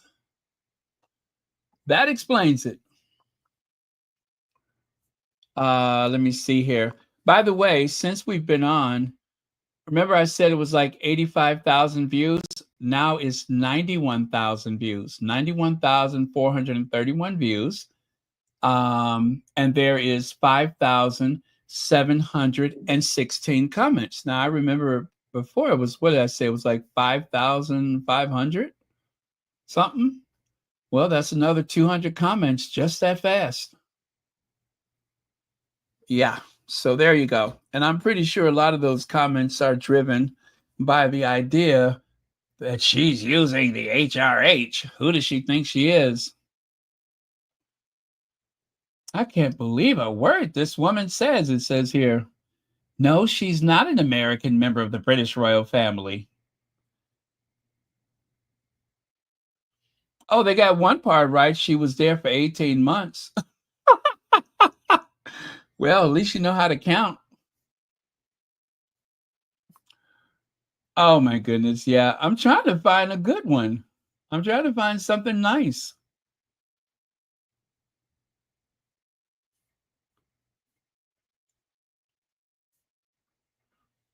Oh, yeah, these people are just hot. Boy, they mad.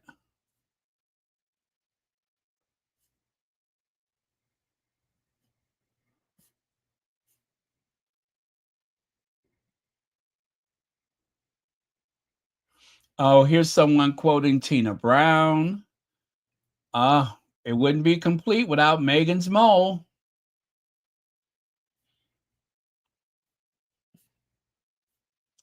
Lord have mercy. Oh, well, let me get out of this. These are just way too negative. I don't want them ruining my feng shui. I don't want them ruining my chi. So, yeah, you guys try to leave some positive comments and get the hell out of there. Because otherwise, it's nothing but garbage there. Garbage.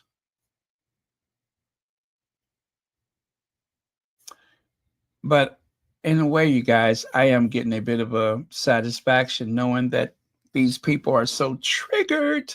The messy in me is like, yes, yes. So anyway, that was their day.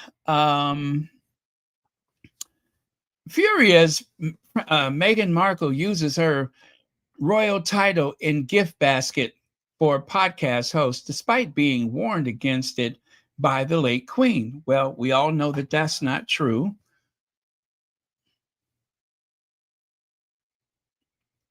Let me see.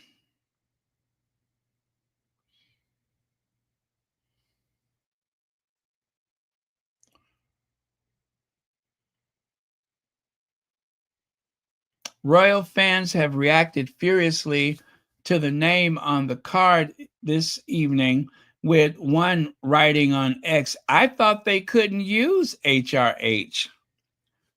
Oh, Lord. These people are giving me gas. You know that, don't you? They're giving me gas. I'm getting so much gas from these people, y'all gonna think I swallowed a kazoo. Now, the shoes. Those are the shoes that Meghan wore. Let me see what brand those are.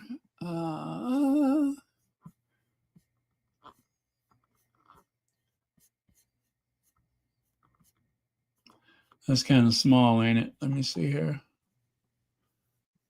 Darn it, I still can't see it. What is that? Frida Salvador. Yeah, Frida Salvador.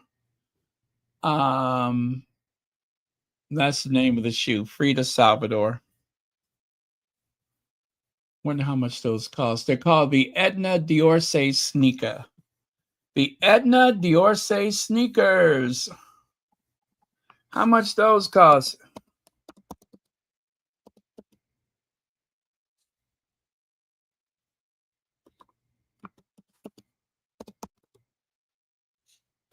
Etna Diorce sneaker.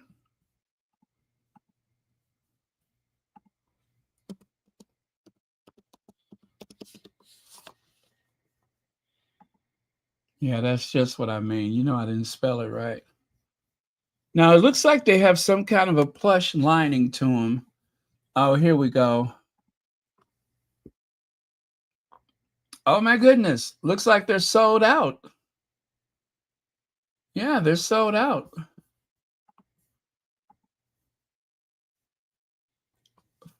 Five, 5.5, 6, 6.5, 7, 7.5.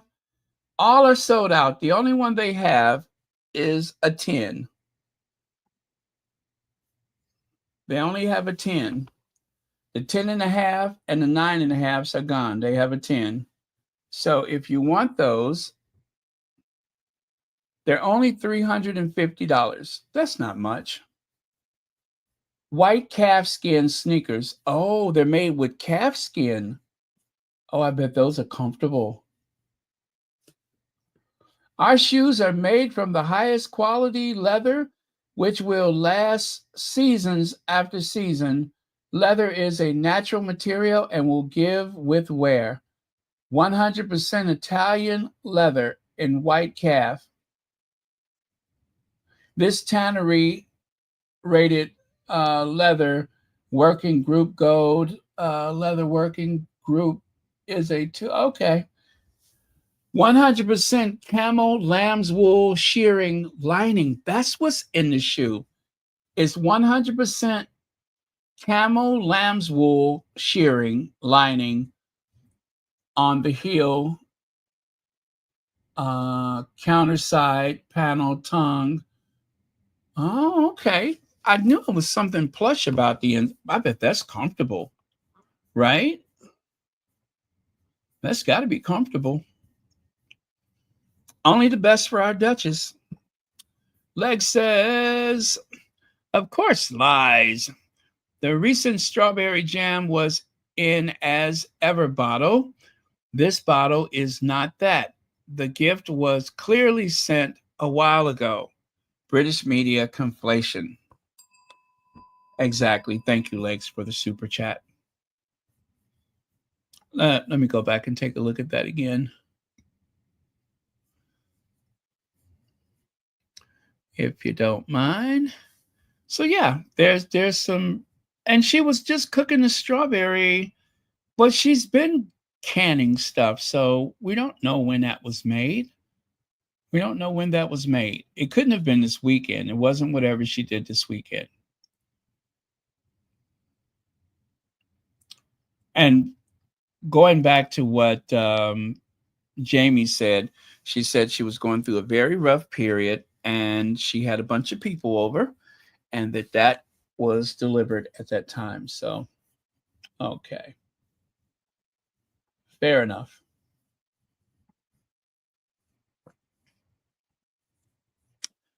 Well, oh gosh, not Russell Myers again. Let me get past him. Where did I leave off? No, not you, sir. I was much further along.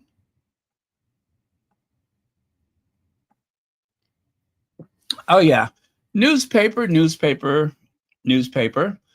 And, of course, that brings us right back to Lorraine Kelly. Are you ready for Lorraine? No, but I'm going to play it anyway. Okay, Lorraine. Rose in Los Angeles, and Meghan Markle, not Meghan Markle, Meghan Sussex. Meghan Sussex is giving a bit of a rare insight, though, hasn't she, Ross, to life at home, especially life at home with the kids? She certainly has. If you wanted to see the most recent picture of Meghan and Harry's kids, not only do we have the most recent picture, look at this picking flowers, look at that magnificent lock of hair, but how about little Princess Lilibet's accent? So there was Meghan asking her 3-year-old just exactly what she thinks of her spread, isn't it? We can't say it's strawberry jam. I think we have to officially say it's strawberry spread. And here's what the princess said. What do we think, Lily? I think it's beautiful. pal. Oh, the wee soul. That's so cute. That is so, so cute. And of course she's got an American accent. Of course she has. That's where she lives. Yes. Beautiful. Just beautiful. What do they call the memes? That'll be a meme. That'll be a meme. I know these things. Ross, the rock and roll Ross. So Lorraine Kelly is of the opinion that there will be a meme. Oh, I'm sorry. I'm in the wrong place. Meghan Kelly is very certain that there will be a meme made, I guess, making fun of Lily. But I shouldn't be surprised, because isn't this the same Meghan Kelly that referred to Louis as a clown? Right? Do y'all remember when Meghan Kelly said that Prince Louis was a clown? So it should not be a surprise to anyone that that same Meghan Kelly would make fun of Lily's accent, and that it might become a meme. I know these things, she says. It's going to become a meme. It's going to become a meme. I know these things. Well, I guess she was hoping that they were going to make a meme about Prince Louis. Can you believe that she's still on television? She's still on television. I get this feeling she doesn't like kids. She doesn't like kids. She don't even like the Cambridge kids. Certainly won't like the Sussex children, because they're going to make a meme about Lily. I know these things. Yeah. What a monster. Speaking of monsters, as you can see, I chose a proper background. For a lot of people looking at that, you might see a disease. But to me, she represents illness. So I used a disease background full of spores and whatever else is there. Meghan Markle's daughter doesn't speak at all like a 3-year-old. Who owns the voice? It will show up much better if we hear several sentences. So I guess she doesn't believe that that's Lily's voice. Yeah, I guess she doesn't believe that that's Lily's voice. She is appealing to conspiracy theorists. Let me just say that. I don't take this woman serious at all. She's just trying to appeal to anyone who's into conspiracy theories. That is the whole point of that comment, is to ignite the base so that there'll be a bunch of nasty comments to follow. She's not the only one. There are others. There are others. Oh, look at the nice card I received today. Thank you again for that. Isn't that beautiful? I am so into greeting card artwork. But thank you again for that very much. I appreciate it.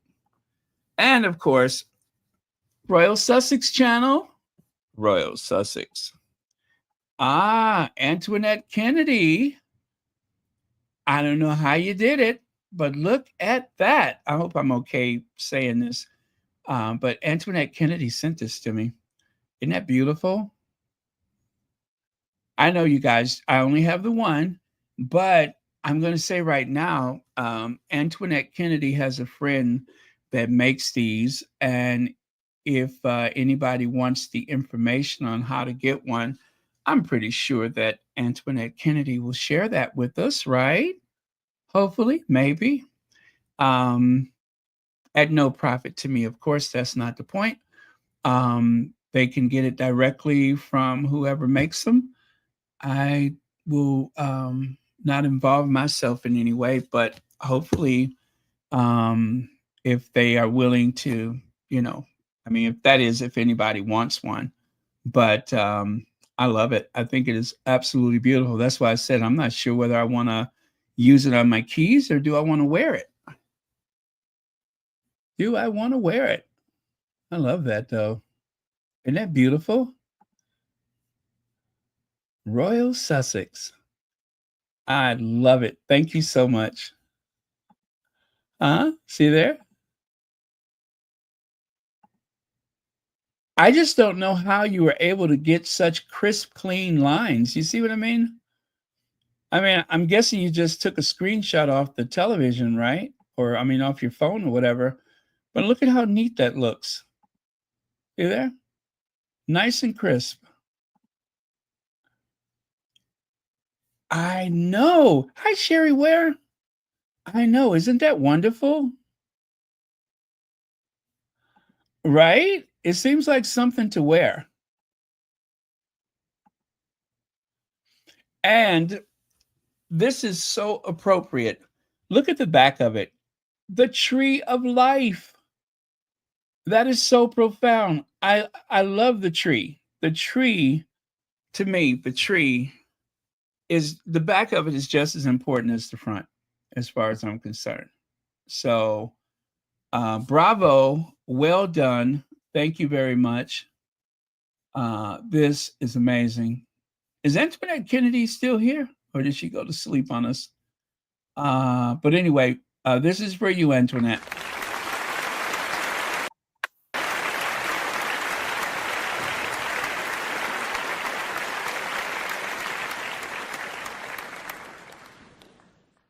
Yeah, that is nice. Now, oh, you're still here? Excellent. Thank you again. Yeah, if anybody wants one, I hope that there's some way they can order it for themselves. But we could do that another time. Master plan, Pope Francis funeral seating plan, secret from Trump's in front row and Starmer and William relegated to the cheap seats. I'm surprised they even pointed that out, but okay. But then look, that was the Sun. The Daily Mail says, the secret role Prince William played before shock Pope funeral talks between Trump and Zelensky. What plan? What plan? What did he do? You mean he stayed out of the way? You mean he didn't try to talk to Trump? Is that what he did to help everybody? Staying out of everybody's face? Ain't no secret plan. They just making up stuff. But he crucially chose to discreetly step aside from the huddle that formed between the political leaders, including not only Sir Keir, Mr. Trump, and Mr. Zelensky, but also France's President, Mr. Macron. The sit-down followed a huddle in St. Peter's Basilica involving Emmanuel Macron, Keir Starmer, Donald Trump, and Vladimir Zelensky. Well, he wasn't supposed to have anything to do with that. Why would he be there? He's not a political leader. He's not even a leader. They're going to call him head of state, but he has no power. He has no ability to articulate anything that has to do with the function of a nation. This is the same person who said that war was something we're not used to in Europe. You think Africa and Asia, but certainly not Europe. As though World War II never happened. If that is his view, if that is his informed knowledge of the Western world as we know it, he has no business being king, let alone a politician. He shouldn't be anywhere near the national, or should I say the international stage. Nowhere. He doesn't know anything. He has no intellectual curiosity whatsoever. Things that he should know, he is clueless. I Am Sage says, this is the same man who was angrily briefing that he wasn't allowed to go to Ukraine, and he was pissed that Harry rolled up. William would never miss a chance to meet, shake hands, and to be pictured with Luzinski, and stick it to Harry and skip around claiming he's a global statesman. Okay, skip around claiming that's a good one. Yeah, he was never in the huddle. And then Sage says, there were cameras in the area. William was nowhere near these men. And let me see. That is Dr. Maureen. Yeah, that is a parody account. Willie, kindly allow the grown-ups to talk whilst he reminisced over his Top Gun slippers. Oh, do y'all remember the Top Gun slippers? When he met with Tom Cruise, he was wearing those Top Gun slippers. Let me see. And what is that? A royal priest says he chose to step aside. Exactly what was he going to contribute? Yes, Willie stepped aside so grown-ups could talk.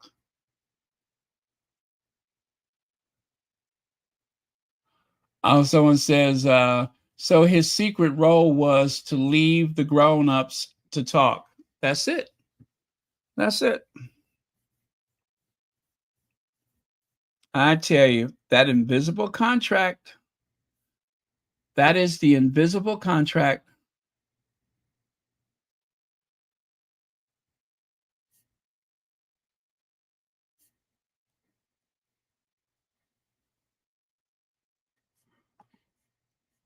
I know. I don't remember what happened with the coffee mugs. I don't remember what happened with the coffee mugs. I'm sad to say this, but I forgot who gave it to me. I forgot. And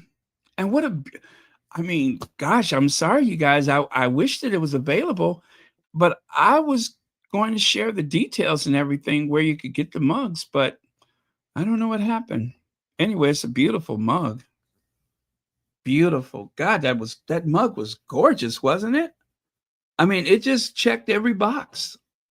That was incredible.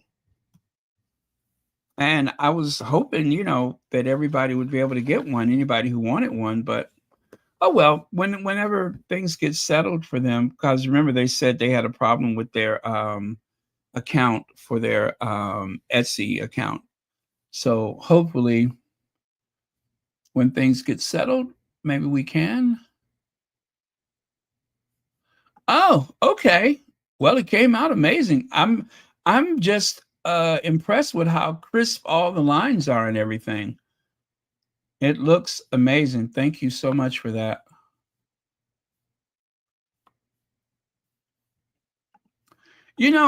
Okay, Prince William's secret role. Oh, gag me with a spoon. His presence was not needed. Was not requested his presence was not needed, requested, or required. That's what it's supposed to say. His presence was not needed, requested, or required. I like that. Public funds paid for 2 private jets on the same route. Yeah, there was one jet for Willie, and there was one jet for Keir Starmer. They did not fly on the same jet. How about that? They should have gone to represent a delegation. I wonder where Willie was dropped off after the funeral. Oh, you see there, Keir Starmer flew back hours later. You know why? Because the grown folks were still talking. Okay, you know what? I'm going to give them a free pass. They needed 2 jets. And how about this one on the right side? Isn't this funny? My wife, Bunty, was getting extremely riled and annoyed at seeing Jonathan Reynolds, Labor Business and Trade Minister, getting a front row seat at the Pope's funeral. It's Prince William, my love, I had to explain. At least I think it is.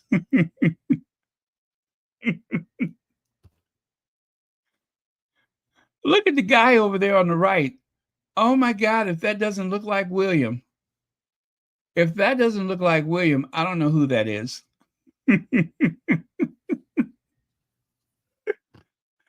Oh my God, that looks like William. Warts and all. Oh well. Let me see here. You know, the whole thing with William and the huddle, it reminds me of this. It shows the French president and prime minister of the UK and Canada and heads of the International Monetary Forum of Fund, that is International Monetary Fund, IMF, in conversation at the G20 summit. And then here comes that, oh my God, I hate to even say her name, but here comes daddy's little girl, as though she has something to contribute to the conversation. And the look on Christine Lagarde's face, look at her face right there. It's like daddy's little girl is talking and she's trying her best to ignore her. If you saw the video, you will see how intrusive daddy's little girl was to this moment. Christine Lagarde side-eyeing Ivanka Trump is social theater at its best. It was like an episode of Gossip Girls had suddenly been spliced with CNN.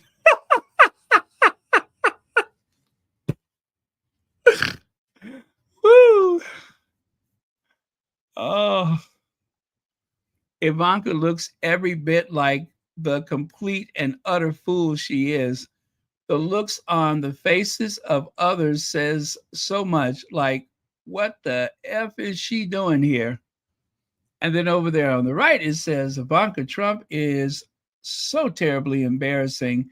It gives me knots in my stomach. Christine Lagarde is probably one of the smartest women on the planet and is no doubt wondering why she must entertain the liar in chief's shoe counterfeiting daughter. Wow. Well, how about this one?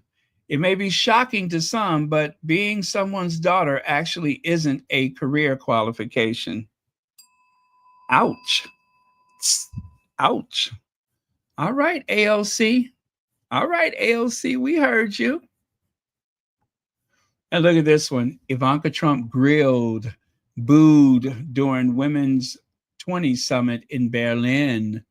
At the Women's 20 Summit, President Trump's daughter was asked to clarify her White House role and how it was compatible with her fashion business.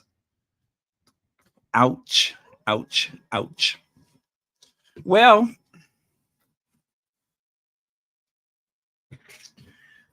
the real estate broker turned president,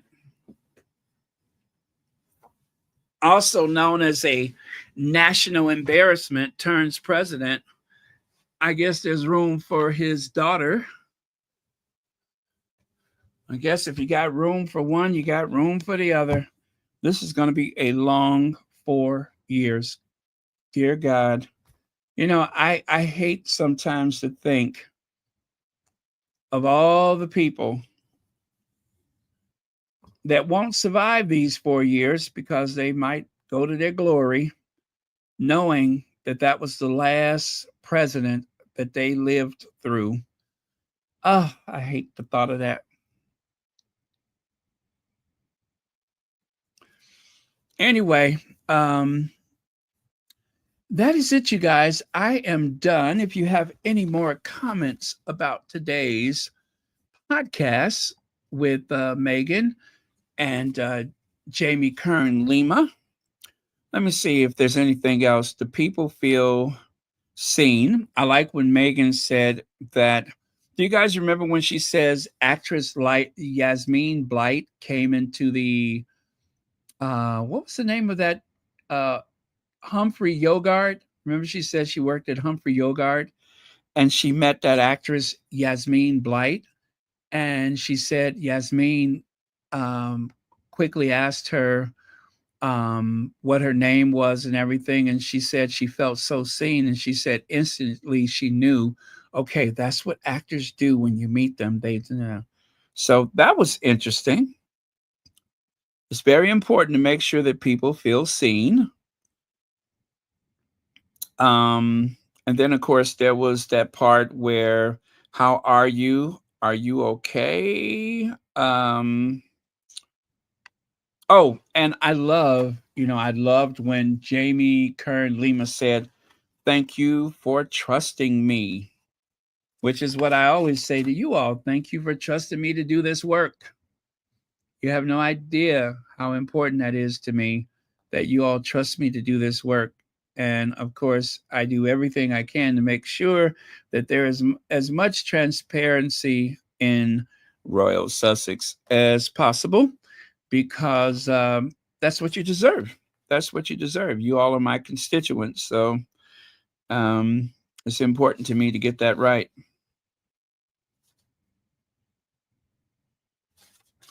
Also, let me see. I wanted people to see the real you.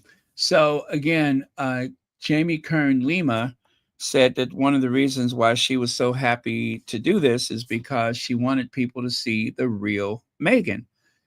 She mentioned how much it bothered her that there was so much misinformation out there.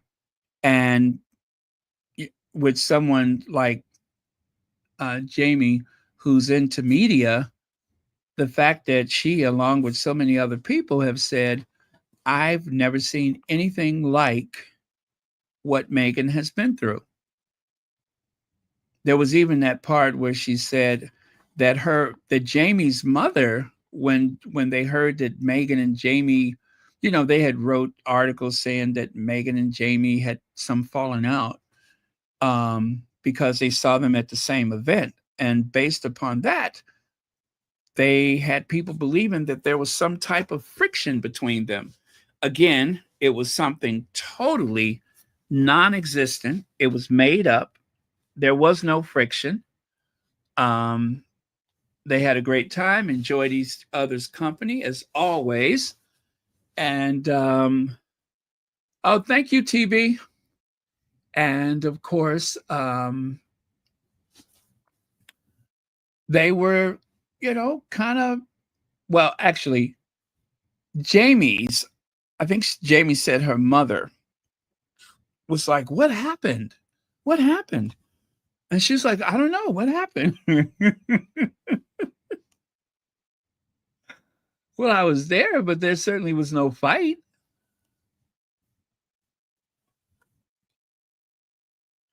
And of course, Meghan mentioned that thing. I've settled it for myself. What is that? Love and praise, or I forget how that goes. It all goes down to, no, what is it? Praise and criticism, they all go down the same drain or something like that.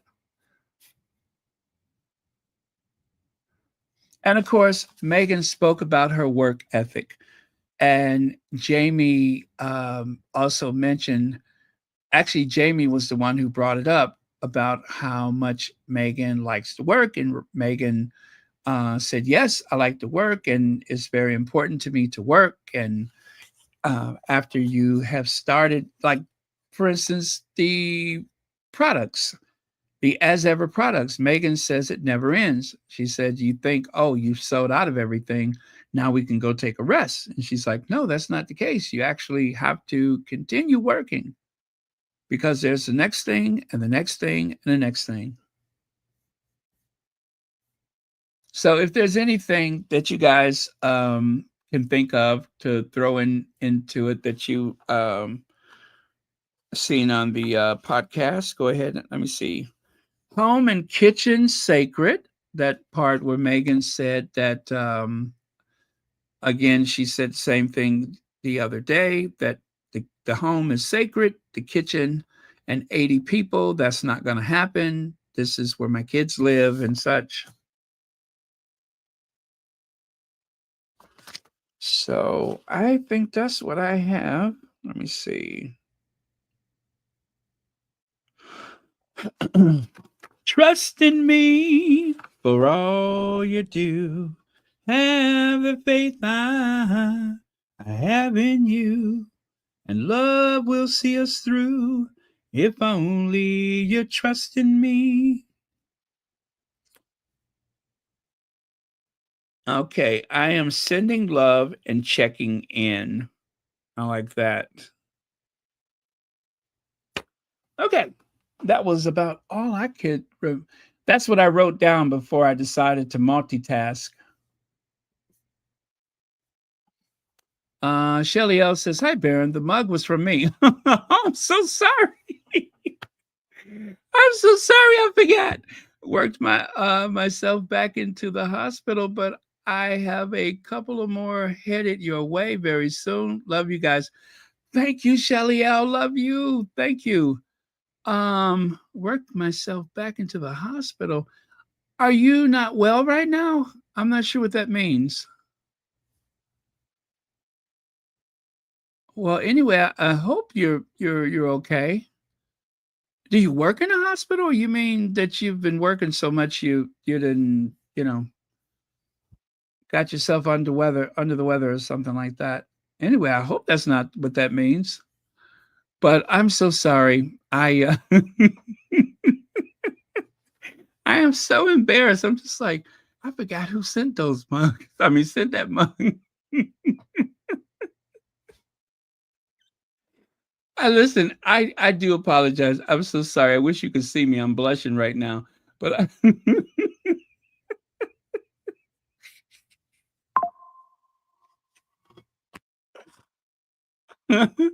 I am so embarrassed. Anyway, I apologize for that.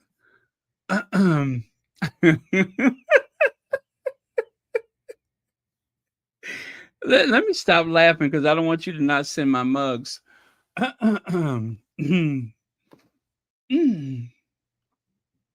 There. Serious. Okay. All right. I'm back.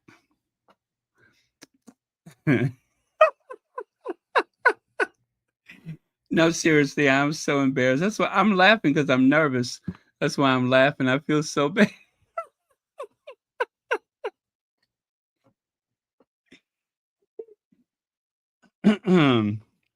Y'all know I'm kind of forgetful. It took me, I don't know how many times before I think I must have said it about, I don't know, 5 times. And finally, Lisa said, "I sent that cup." Oh, okay. Thank you. My sippy cup that I use almost every day. Okay. All right. I'm so embarrassed. All right. So, is there anything else? Let me see. I'm an actual member now. No more stalking. Oh, okay. Great. Thank you. You have a membership. Okay. Thank you so much. Yes, thank you for the membership. Very cool.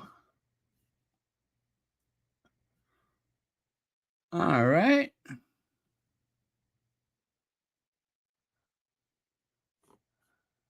Oh, look at me. I'm as helpless as a kitten up a tree. Though I feel like I'm clinging to a cloud, I can't understand. I'm too misty, just holding your hand. Walk my way, and 1,000 violins begin to play. Or is it the sound of your hello? That music I hear, I get misty whenever you're near. I love that song. I haven't sang that in a long time. Yeah, I used to love Misty. Look at me. Sarah Vaughan had the perfect pitch. Oh, that woman had the perfect pitch. Now, there's a lot of great singers from back in the day, but she had the perfect pitch. Today I saw a kid that had on a shirt from Birdland in New York. Birdland Jazz Club, New York City. And I asked him about his T-shirt.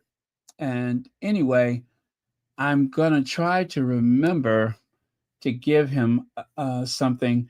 I have a 6-disc special edition Charlie Bird. Was that right, Charlie Bird? CD set. Of course, nobody listens to CDs, but I think this is very collectible. So I saw how excited he was about, his trip to Birdland. So I'm going to try to remember to dig that out and give it to him, because I'm probably never going to listen to it again.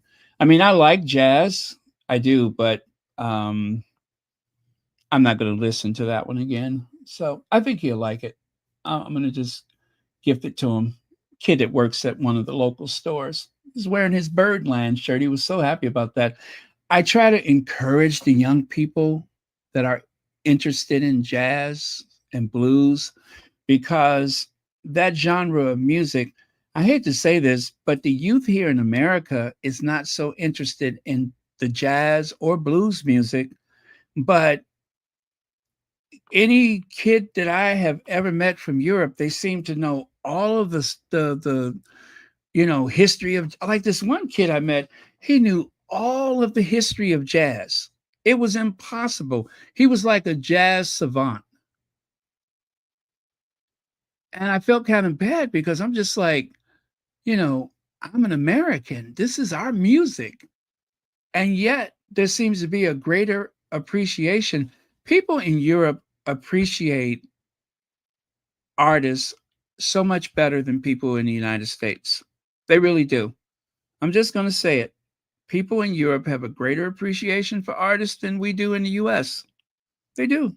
They have especially paying homage to artists from days past, to music genres that are slowly dying, like R&B, soul. There are people in Europe that when their fandom is just so much greater. It's just very different. It's very different. And there seemed to be so much more appreciation. Yeah. It's very different. I have quite a few friends from Europe, and that has been my experience. Now, if I'm wrong, I'm wrong, but that has been my experience. And I heard Shaka Khan say that. Shaka Khan said when she lived in Europe, she felt more appreciated as an artist than being here in the US. She felt a greater appreciation as an artist living in Europe, entertaining in Europe, than she felt here in the US. So I'm just saying. I'm just saying.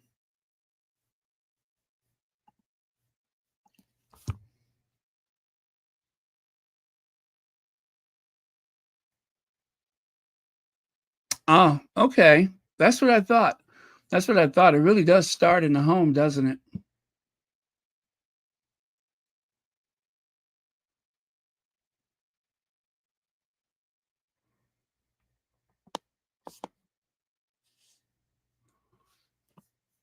Accident? Did I know about that? I'm sorry to hear that. I hope you recover soon.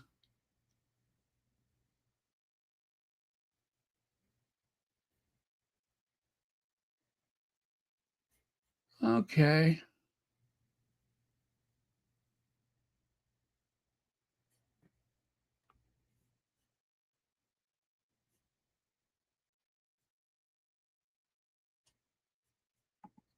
Let me see.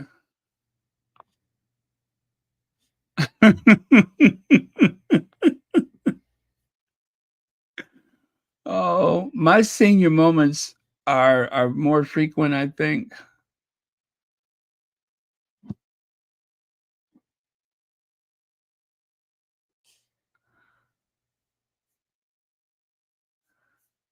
Oh, you want me to sing that?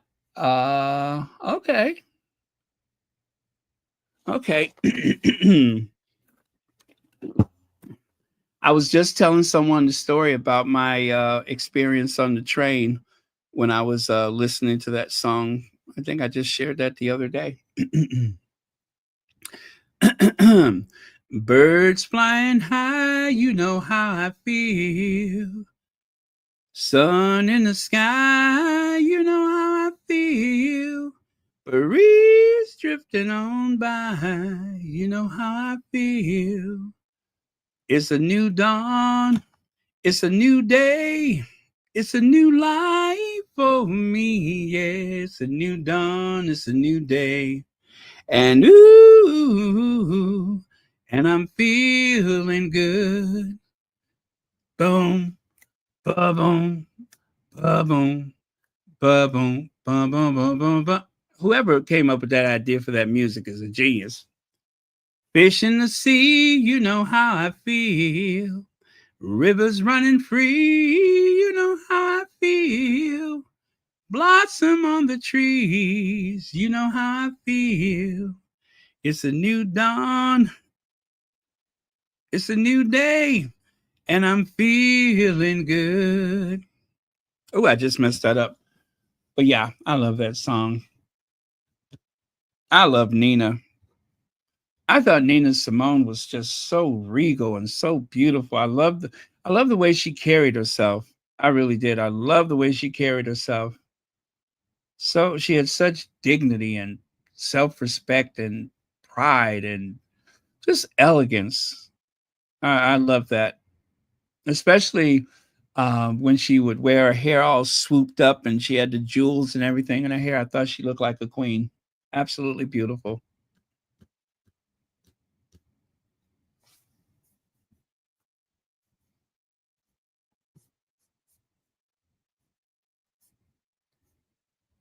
Let me see.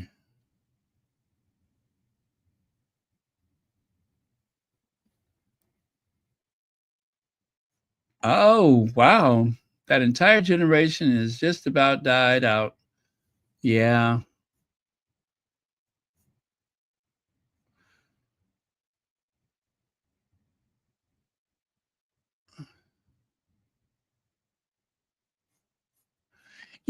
I don't know. Because nowadays, the thing is, um, if you are a recording artist, if you're not doing concerts, you ain't gonna eat. You got to get in that theater and produce. You got to get into a club and produce. So um, I don't know. I guess it depends on. I'm gonna guess that negotiation to work in the U.S. is a little more ruthless for some artists than others, right?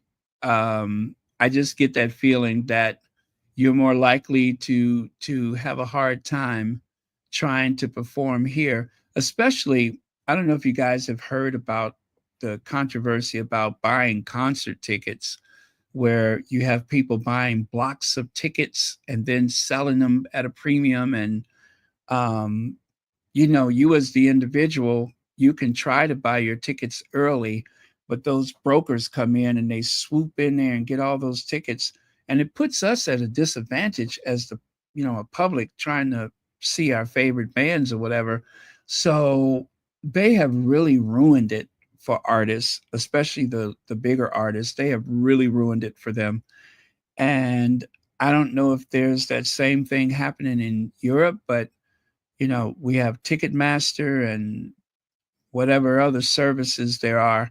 And it's almost as though now that a lot of artists have taken more control of their music, in order to perform, you have to run the gauntlet of ticket agents in order to fill the arena. It's a terrible thing, but it's like they put so much of a barrier between the artists and the fans. And it's like they're getting their money off the top. And if there's any left, well, we'll pay the artists or whatever. So that's what I heard. I don't know how true that is, but I hear that there is a lot of problems with buying tickets for certain artists.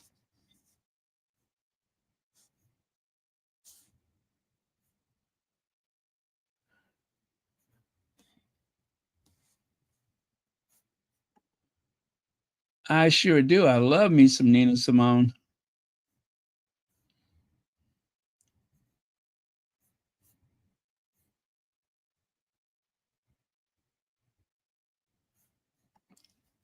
Still nowadays, that still is going on because it's like you could release music directly to your audience now. You don't have to go through a record company. I just kind of thought all of that type of stuff was over with now. But there are people out there that are such opportunists. If they can find a way to muscle in and get some money out of a situation, there's always someone that's going to think ahead of you and try to outsmart you. And yeah, it's still a lot of sleaze in the music industry, I guess.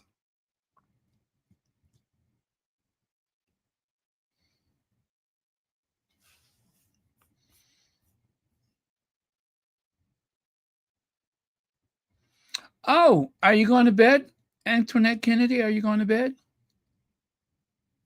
Oh, I see it right here. Oh, good night and thank you. And thank you so much again for the gift. I really, really do appreciate it. Oh, and you guys, if you're all sleepy or whatever, if it's late for you, I am done. We're just kind of shooting the breeze right now. So I am done for tonight.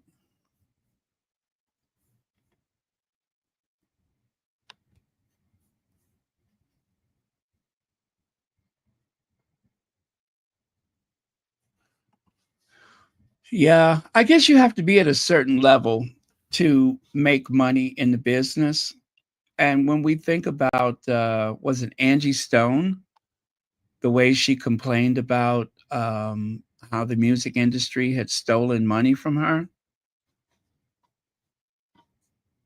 It's too bad that the artists and the public cannot have a greater, connection without going through all of these sleazy people. That is a real shame. It's got to be awful to produce uh, music or any other intellectual property and just have somebody rip you off. And then it's like seemingly nothing you can do about it.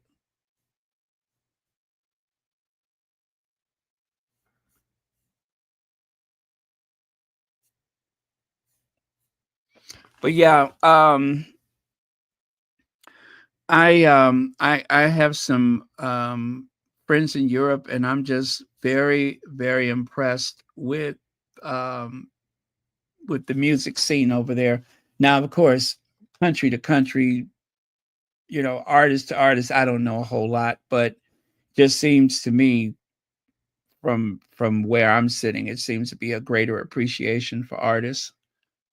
And of course, that's the way it was back in, the 20s, where when a jazz artist from the US would go over to Europe and, they could escape Jim Crow and all that kind of stuff.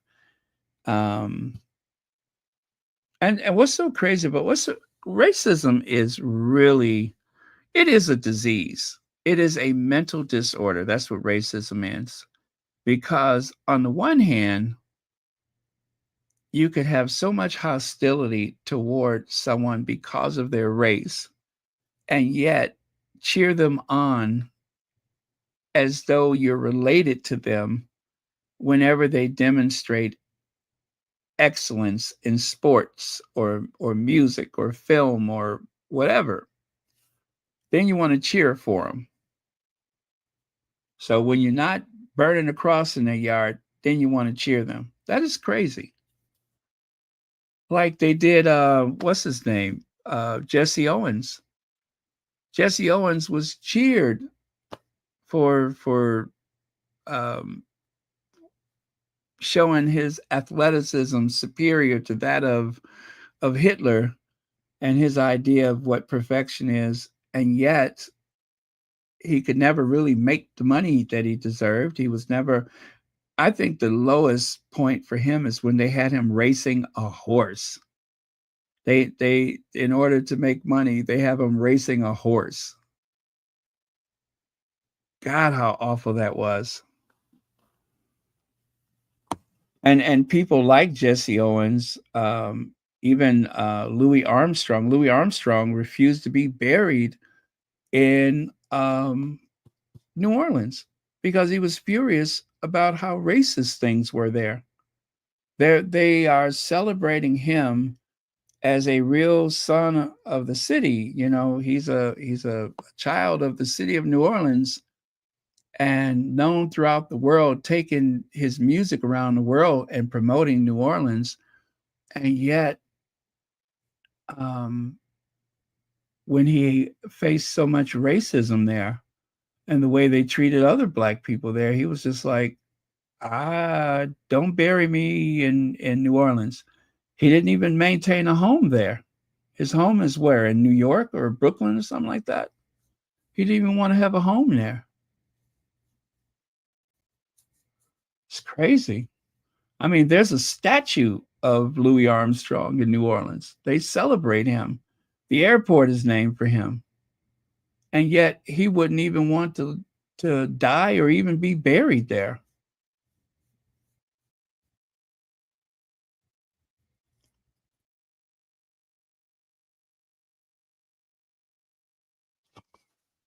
Oh, was it Charles?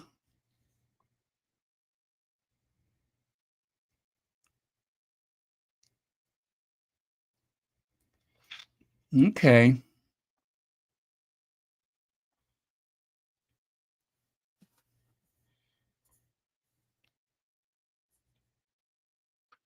Well, how come that doesn't surprise me?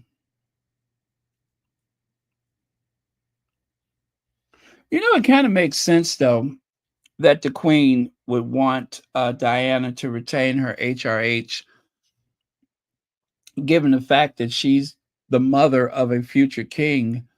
It doesn't make sense that she would be without an HRH, that she would be without security.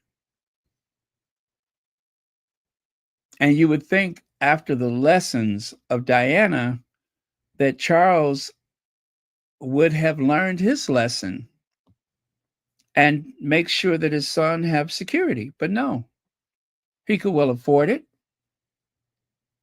It's his responsibility. And he's just an awful person. He is an awful person. I'd never thought that I would retweet, that I would share, that I would celebrate something like the Republic movement. I never thought I would be that person. I was very tolerant of monarchy. Didn't cost me nothing. I didn't care. It was just like a little novelty. But I find myself cheering on people that are against monarchy, even though I want the Sussexes to get everything out of the title as possible because it's theirs. And I do believe in birthright. But at the same time, if it was taken away for the entire family, oh well.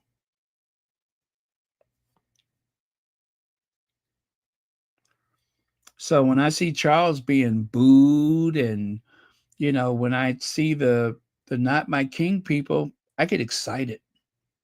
I get excited. I love those people because it's what he deserves. He's a terrible person, awful person. Charles cares more for his mistress's family than he cares for his own family. You know, the fact that he and William are not close, that's Charles' fault. That is his fault.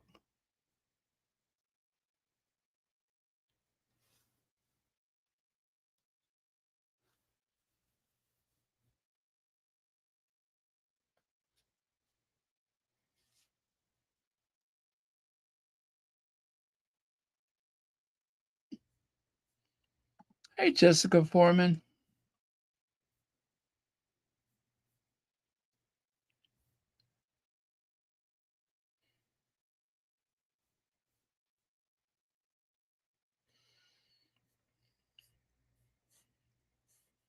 Yeah, they exercise their prerogatives. They make up stuff.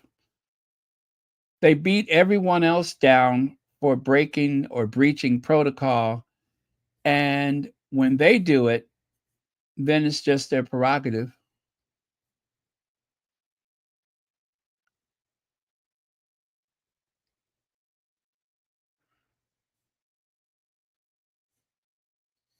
Oh, you think she's going to go into the witness protection program?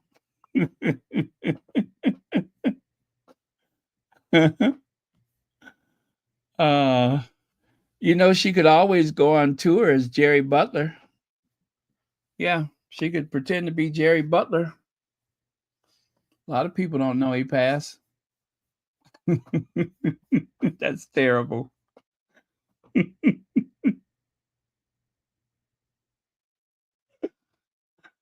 Oh, that's terrible. Okay, I take that back. I shouldn't make fun of her like that. But she do look like Jerry Butler.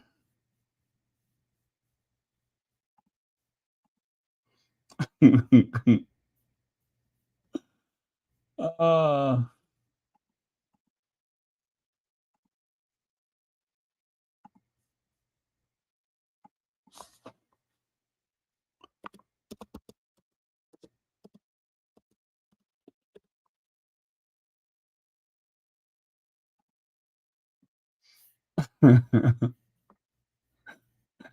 oh, that's so terrible. let me stop thinking what I'm thinking. Wow, I'm taking a look at that club right now. Birdland, Charlie Parker. I'm gonna have to check that place out next time I go to New York.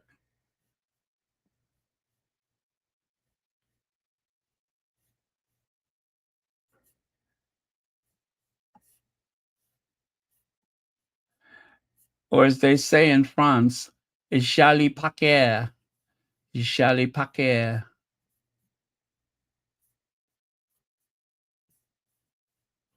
Now that's my kind of place.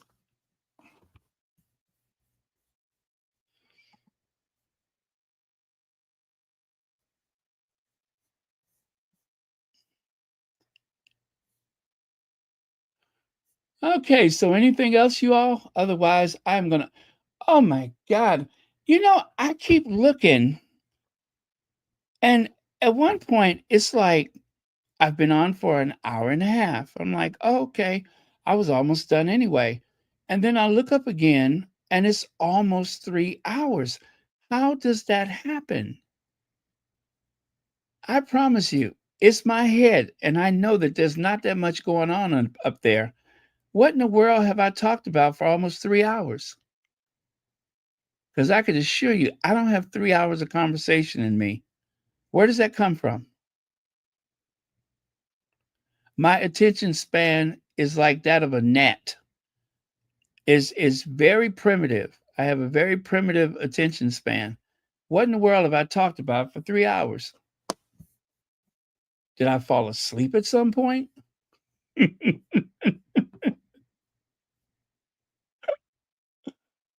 Oh. Let me see. Susanna Maria Anoja, thank you so much for the super sticker. And thank you so much for being here on Royal Sussex.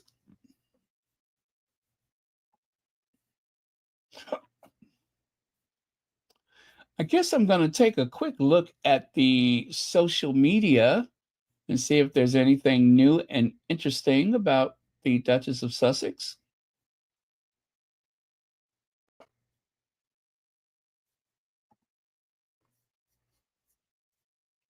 Wow, makeup free. So brave she is. Makeup free.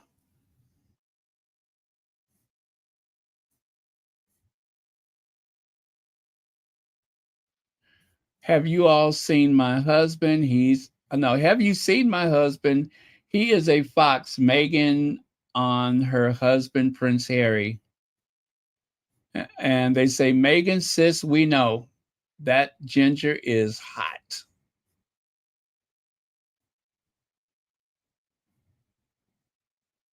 Oh, do you guys know it's Queen Elizabeth's actual birthday, her real birthday?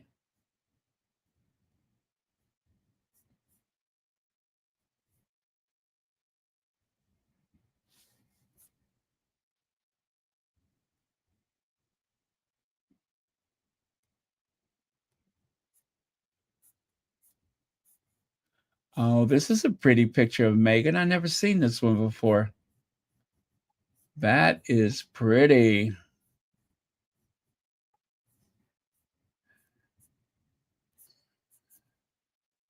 By the way, you guys, do you know I am still obsessed with that Love Luxury podcast? The one where they talk about the Hermes bags. And did you guys know that Hermes is a better investment than just about anything out there? You can make a lot of money investing in Hermes.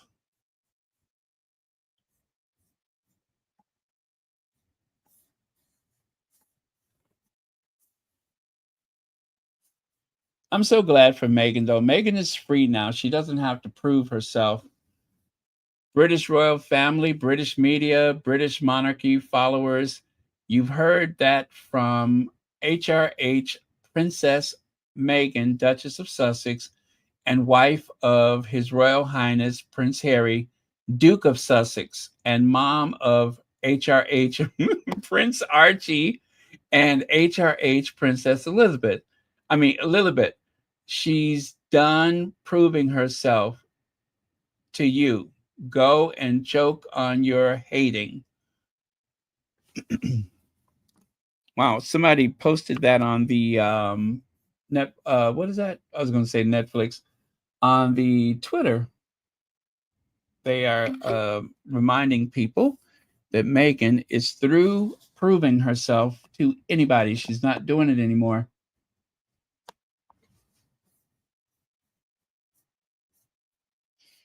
Well, you guys know I was being passive aggressive. I mean, after all, I did put Meghan, Duchess of Sussex. I did that deliberately, of course.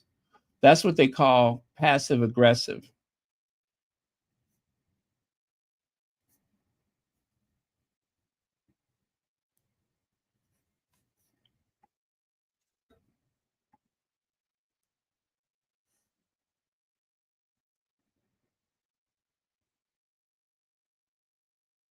Yep, that's what they call passive aggressive.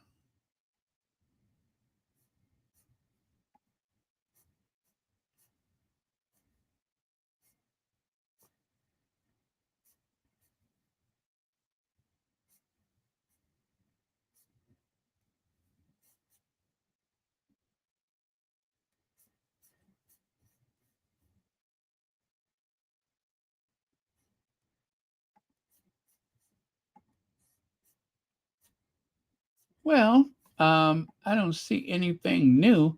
I just see a lot of reactions to today's podcast.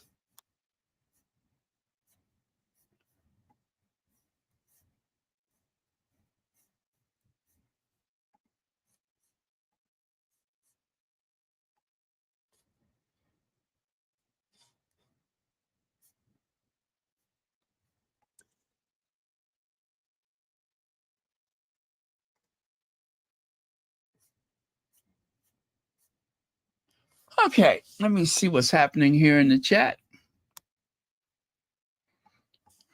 Let me see. Barren Americans were going to Europe and other places because the price of the tickets in the States could get, they could get hotel tickets and lodge for the same price for cheap. Really? I did not know that. So you could go over there, you could see your favorite artists, and have a nice little mini European vacation at the same time. That sounds like a good idea, especially if you live on the East Coast. Newark, New Jersey, and of course, JFK, Kennedy, Charlotte's, whatever airport. And of course, there's some cheap flights coming out of Chicago. And if you got some points with your credit card, yeah, could really be worth it.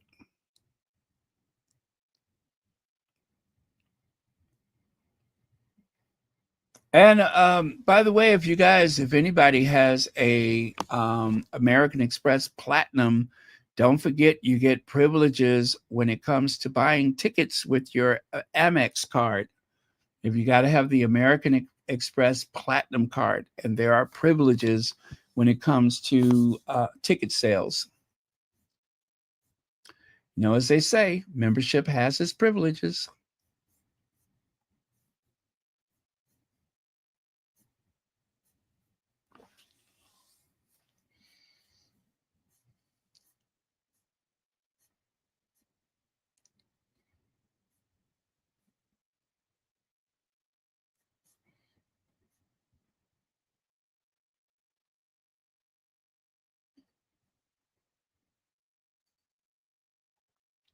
That definitely sent a message. It was eerily similar to Paris, I think. That definitely sent a message. There were photographers that were offered a huge bounty for those photos.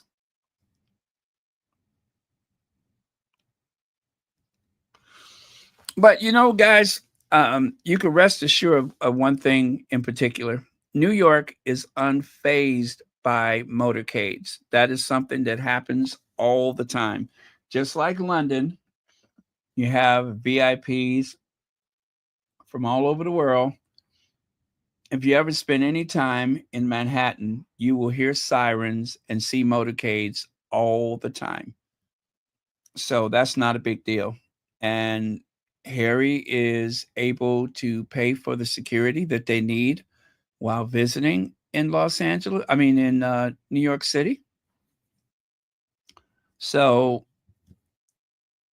at least there, you know, now they're safe. And if there's anything that you could remotely say was positive about that incident, it is the fact that they have tuned up the security.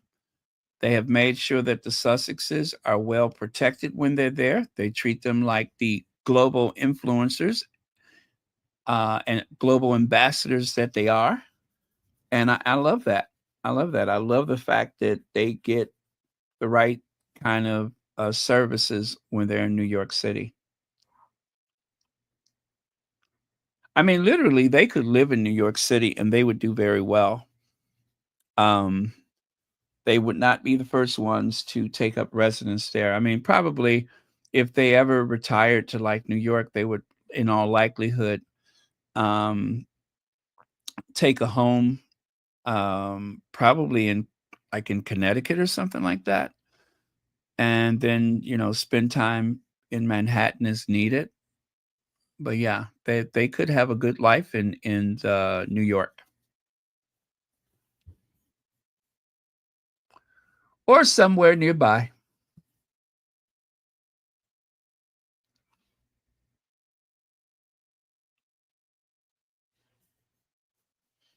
I'm going to check and see how many views there are now.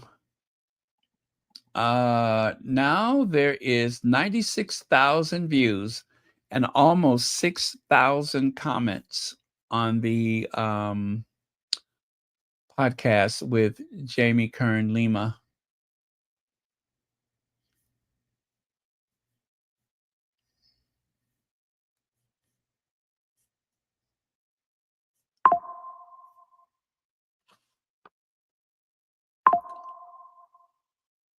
Oh, thank you so much. Oh, wait, I could do better than that. Thank you so much for the Cash App. IA. Thank you so much for the Cash App. All right, thank you very much. Yeah, I just caught that out the corner of my eye.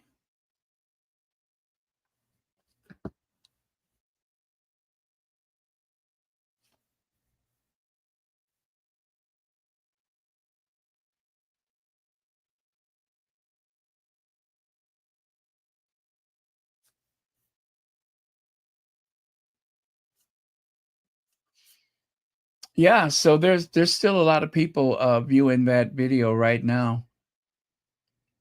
And I suspect that Jamie Kern Lima is going to get a lot of new subscribers.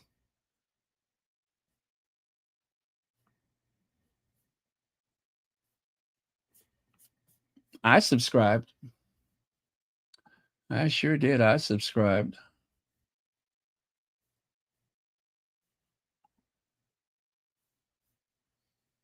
Oh, I almost hate to do it, but let me see what he's got to say about it.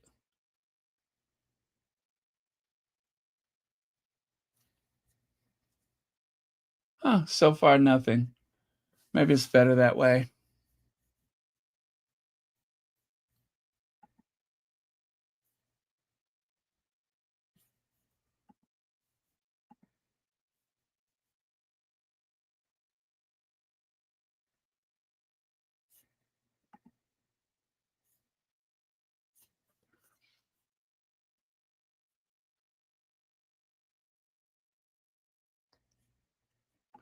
Lullaby of Birdland? Okay. Lullaby of Birdland.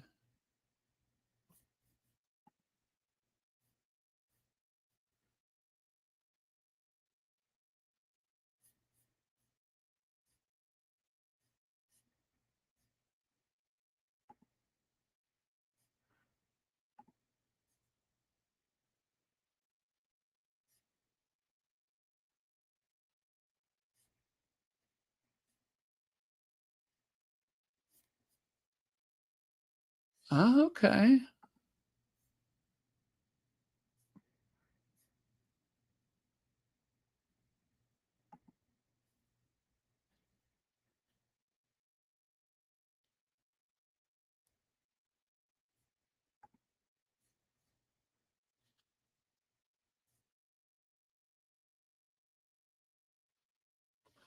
Oh, Birdland is a jazz pop song written by Joe, whoever his name is, as a tribute to the Birdland nightclub in New York City, which appeared on the band's 1977 album.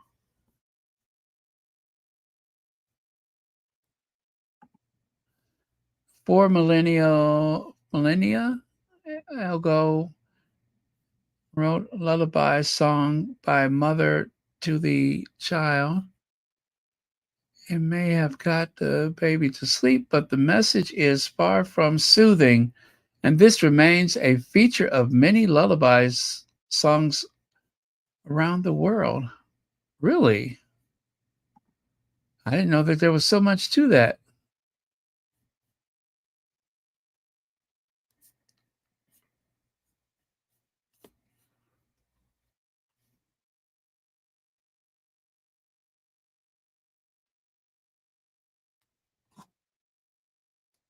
Okay, I want to look some more into that. Thank you so much for that.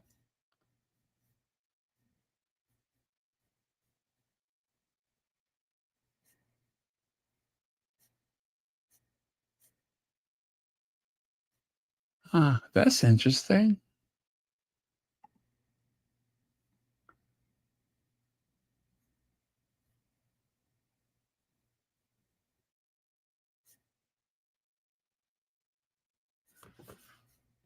Lullaby of Birdland.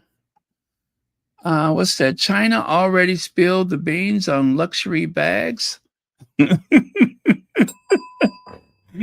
Yes, they have. Yes, they have. But the Hermes is still a good investment. And in order to stamp your bag made in France or any place else in Europe, a certain amount of the work has to be done there. I think at the end of the day, a bag is a bag, and I s- I don't believe all of those videos that are coming out of China. I don't think that there's any revelations there. I think a lot of people are I okay, this is what I feel. I feel that they're ruining the luxury experience for a lot of people.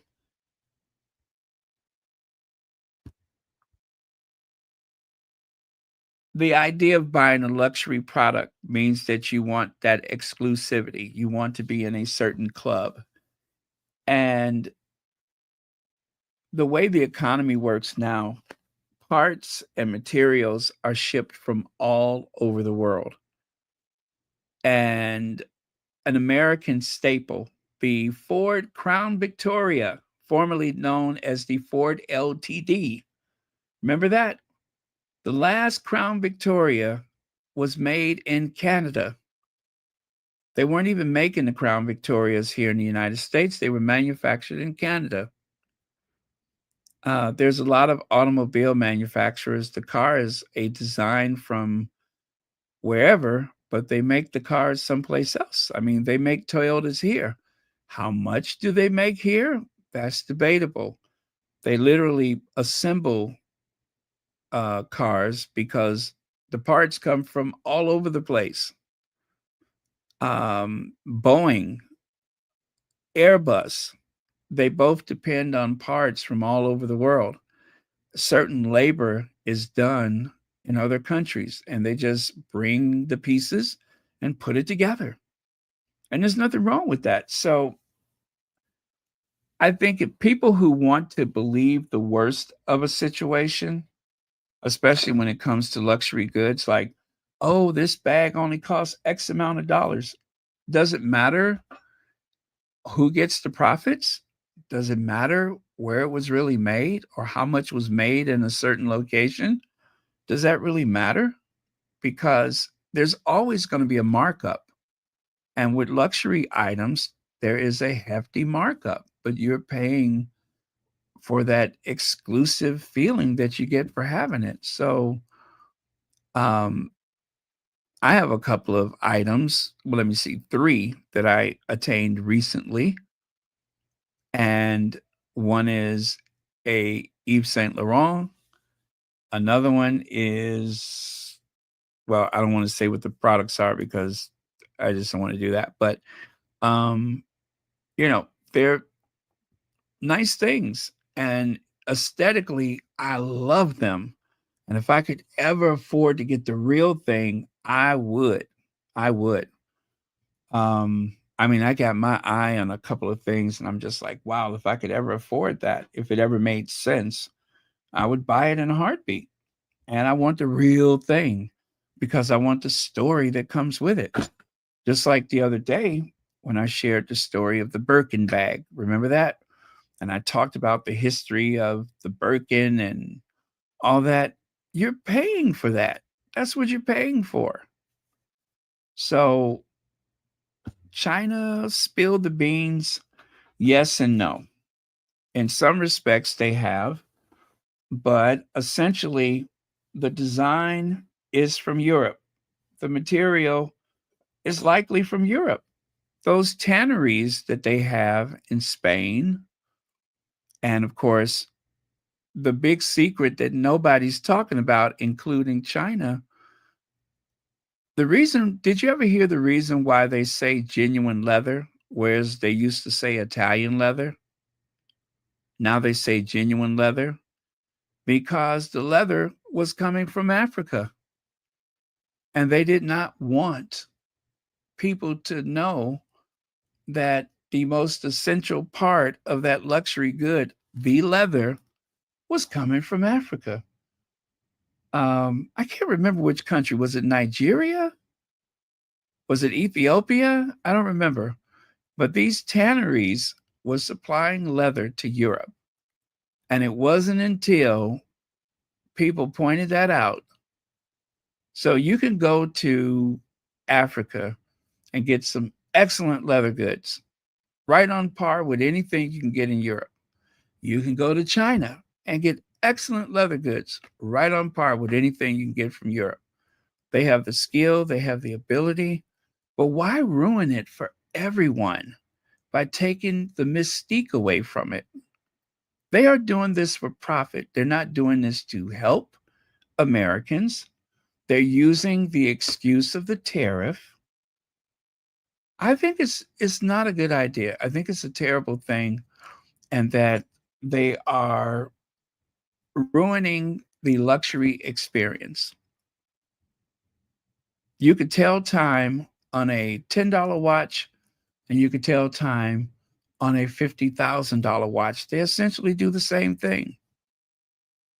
But that $50,000 watch has a $50,000 story, a $50,000 feel. And I don't think there's anything wrong with that. I think people should feel free to enjoy feeling bougie.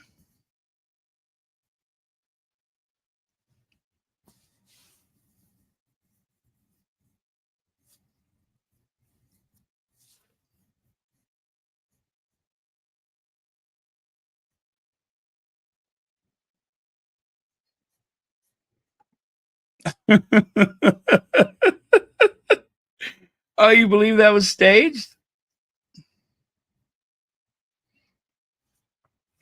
Okay, guys, I was not going to do this. I was not going to do it, but I feel like I should, because there is a photo floating around of William with that black lady in the picture. There is a photo floating around of them, and William's mouth looks really, really jacked up. I do want you guys to know, I can't believe I'm going to do this. I said I was going to stay out of it, but I don't know. Maybe I should. Maybe I should. Maybe I shouldn't say anything.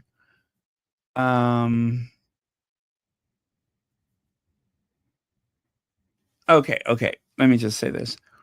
That, and I'm only going to say this because I don't like it when they do that to anybody. I mean, I know that I share a lot of really foul looking photos, but the ones that have been altered by AI, or the ones that have been altered by Photoshop and such, I don't usually share those. But that is not the way his mouth was looking in real life. I have the original photo, and that jacked up looking mouth that he had, he wasn't grimacing like that in the picture. So sorry, I just think it's right to say that picture is not authentic. Someone tinkered with the face, and it's been going around, and that's not the only picture like that. There's another one. I think there's maybe 2 additional photos from the past where they've done something to his mouth. And that one, I don't think it's fair to do that to him or anybody else. They shouldn't do that.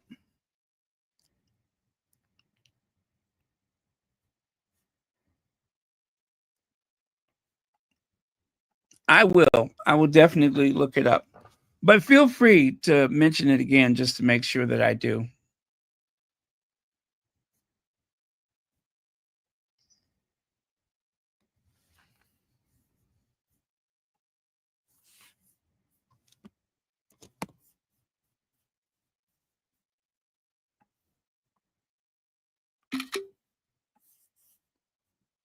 Okay. Let me see.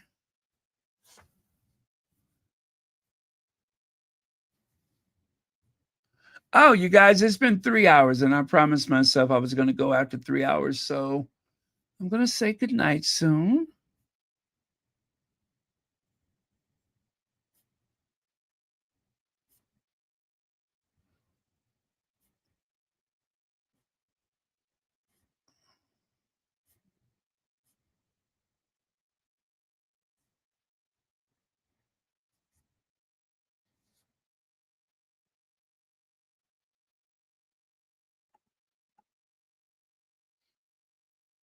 The same place that makes $1,000 and $5 glasses are the same. Oh yeah, that company. They're out of Italy. That company that owns all of the eyewear stores in the U.S. That company that owns all of they bought Sunglass Hut. They bought Ray-Ban. I know it. As a matter of fact, TB, you know, there was a 60 Minutes documentary or 60 Minutes episode about eyewear. Did you all ever see that? That was on 60 Minutes. That's one of those things that I watched. I'm like, oh, I don't want to see this. And I watched it anyway. And my God, was that interesting. 60 Minutes eyeglasses. I'm going to get the link for you right now, and I'm going to share that. I'm going to share it right now where they talk about eyeglasses.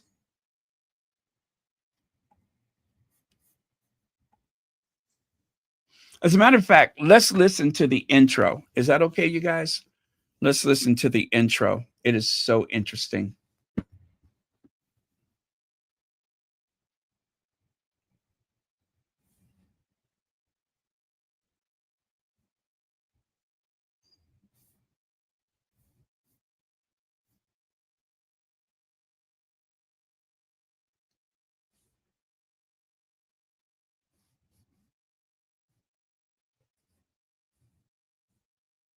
Have you bought a pair of glasses lately?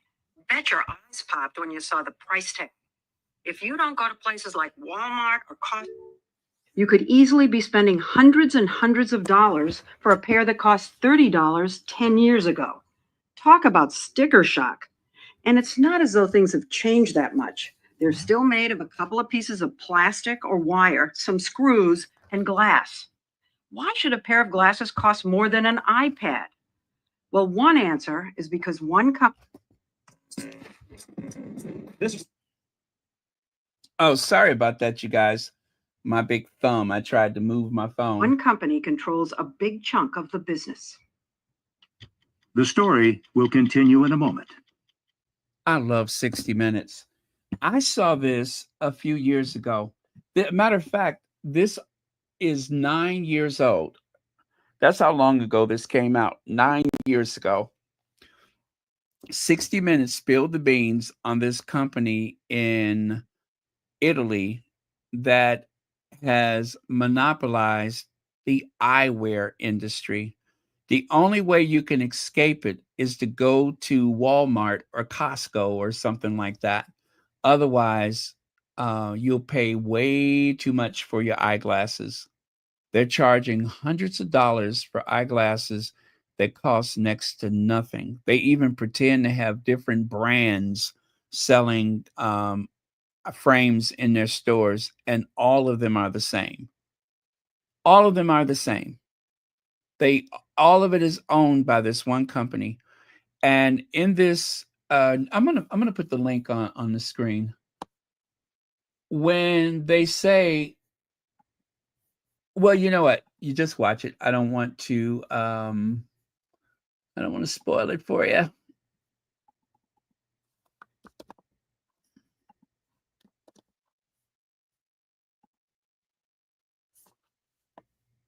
But it's only 13 minutes long.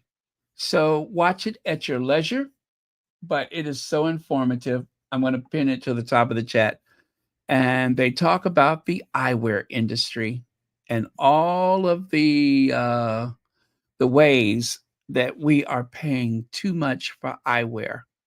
The same company that makes Ray-Ban is the same company that owns Pearl Vision, the same company that owns you might have what you think is a hometown local eyewear chain. This company probably owns it. They own the eyewear store. They own the insurance that your company pays for. They own everything.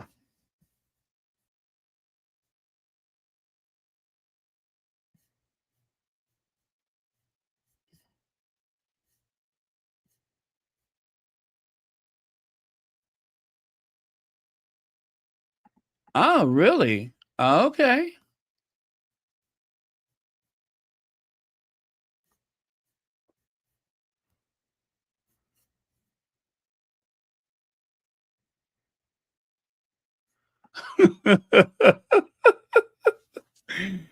Heather Stroud, thank you for saying that.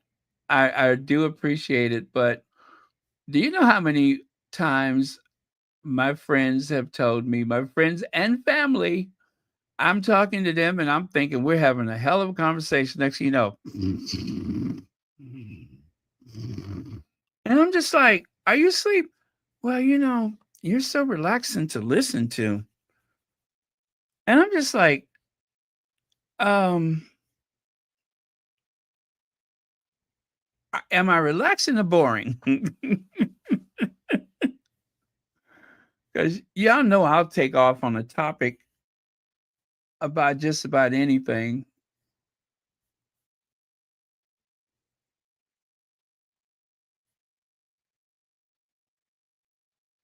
Let me see.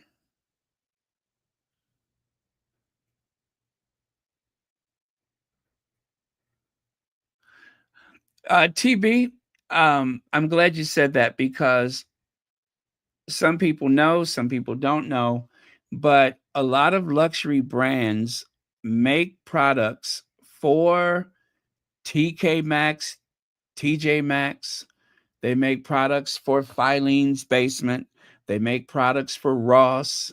They make products for Marshalls. They make products that are designer, but the quality is lower and they are deliberately made for low-end stores. Now, on occasion, you may find something that did not sell in a big department store or specialty store or chain store.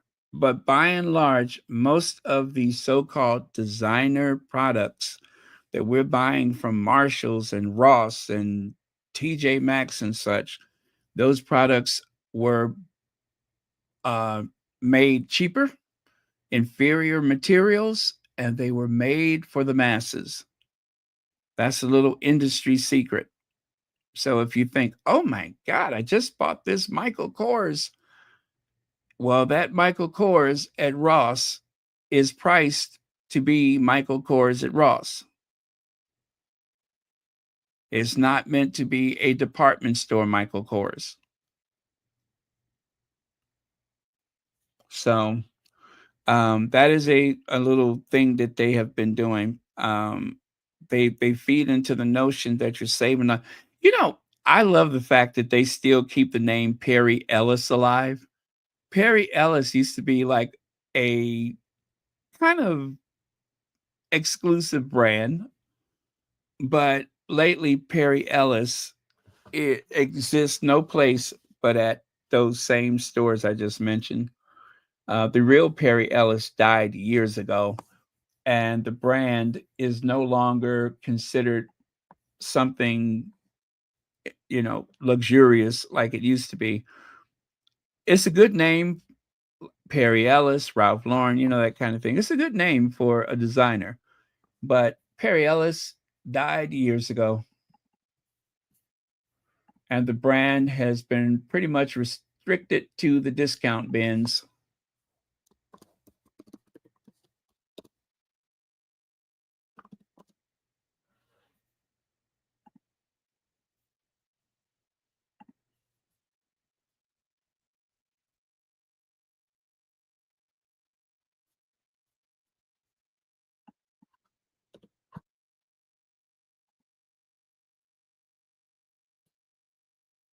Let me see here.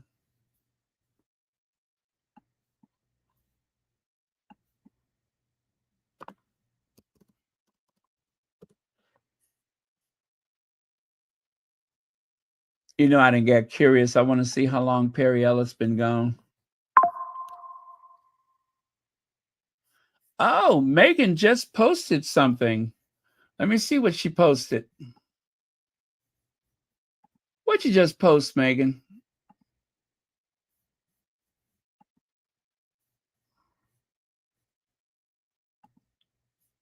Wow. That Megan is still up at, oh gosh, it must be 12:30 in the morning in California.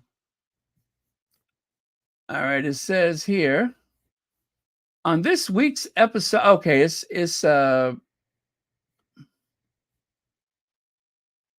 Is that what she wants us to do? What she want us to do here?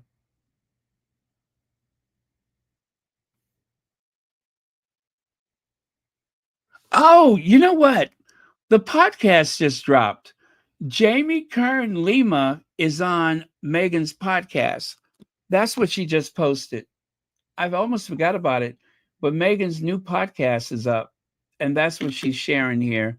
Is that is for you to know that the same person that she was, doing her podcast. Anyway, I'll show you.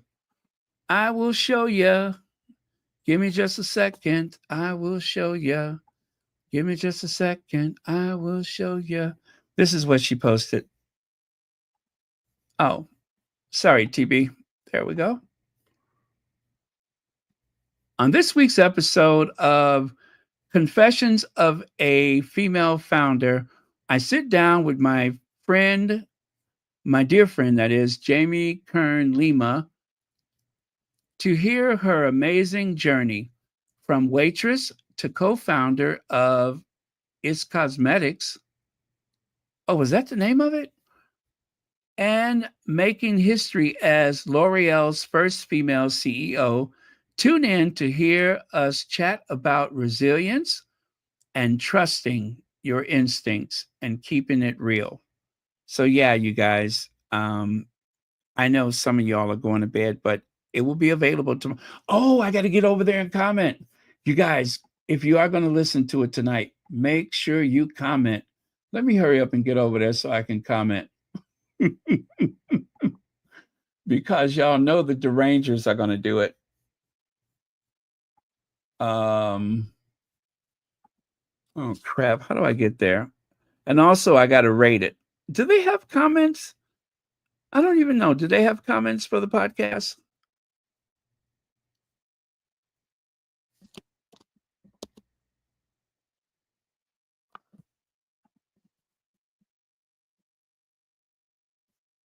Look at me getting all excited.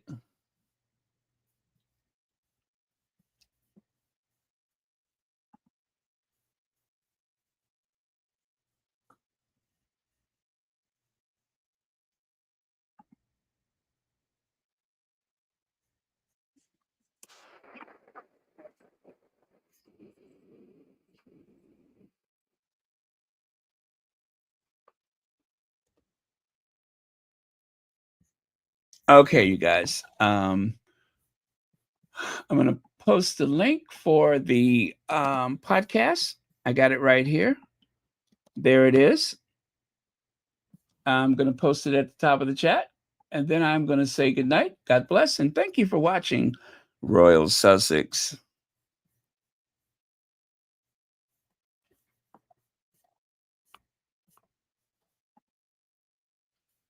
Isn't that something? Meghan stays up just to make sure that we don't miss it. I love that.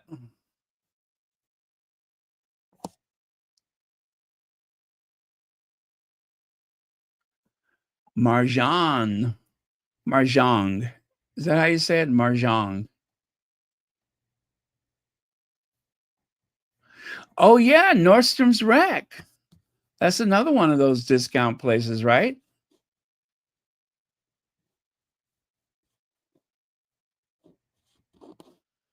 Oh, thank you for sharing that. I forgot about Nordstrom's Rack.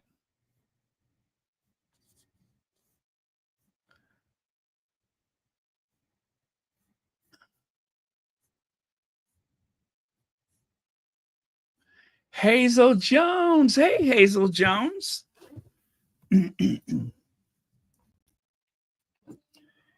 Me and Hazel Jones, Hazel Jones. We got a thing going on. Good morning, Hazel Jones. Wasn't that a song? Me and Hazel Jones? Who sang that song? Me and Hazel Jones. We got a thing going on. Holding hands, making all kinds of plans. Yeah, I should probably get off of here because I'm starting to get weird. I'm starting to get weird. Can't have that now, can we?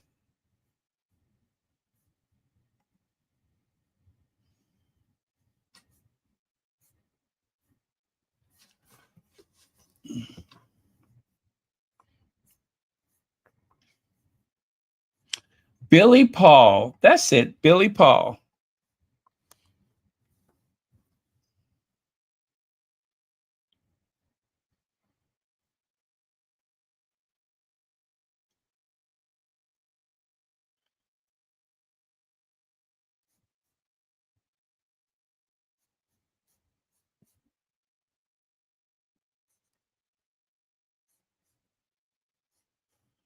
Okay. So, you guys, don't forget to go over there and rate Megan's podcast. It just dropped. Megan has what do you call it? Posted this on her Instagram, which of course I went over there and liked it immediately. I was wondering, I'm like, why is the Duchess of Sussex up at this hour? Well, now we know why.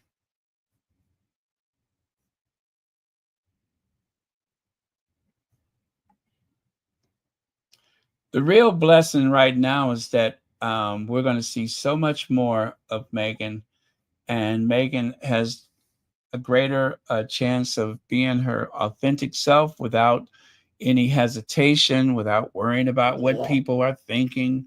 I think that once people get to know Meghan, it's never going to be 100% or even like there's always going to be people that's going to believe the worst based on the lies that have come out of Kensington Palace and from the tabloid media and such. But the people that really matter, they will know Meghan for who she is and not this characterization that they've created. And I think that that's something that we should, you know, look forward to, is that there will be a free, unencumbered, no stress, no worry, Meghan. The conclave is on Prime. Are you saying they're choosing the next pope on Prime Video?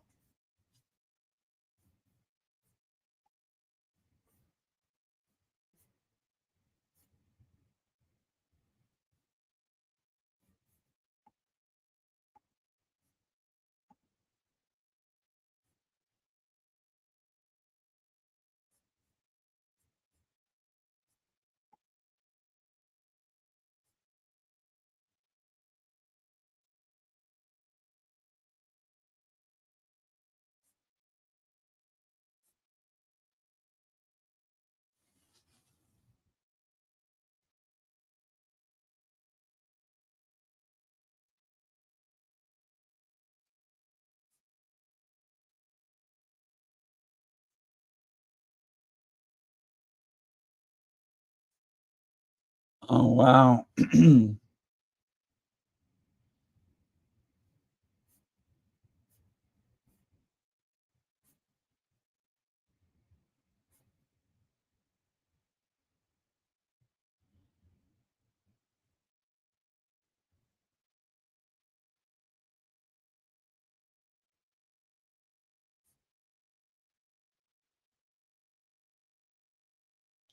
So Beyonce's concert was tonight, you guys. Is that right? Her concert was tonight?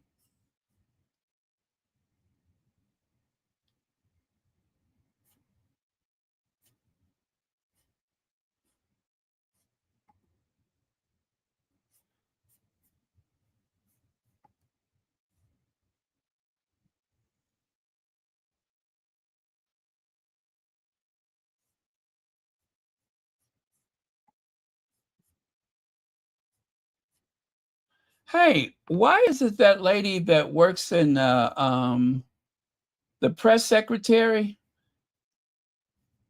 How come she don't have a top lip? What happened to her top lip? Why does she have the lipstick all up under her nose like? Huh? What happened to her top lip? Why does she have lipstick all up under her nose like that? Shouldn't she put it on her? Oh, I'm sorry, she don't have one. Never mind. That is so weird. I mean, after you see it, you cannot unsee it. You know what I mean? That chick ain't got no top lip.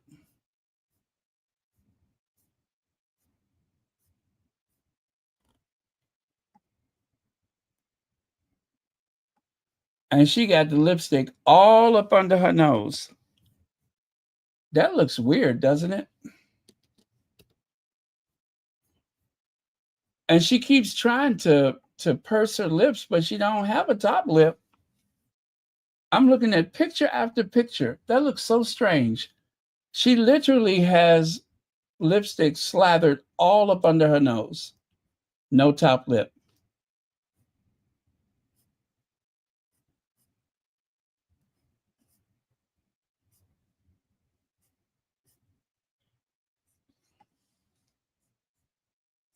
Whole thing. It's bad enough she's a Republican, and then you find out she ain't got no top lip.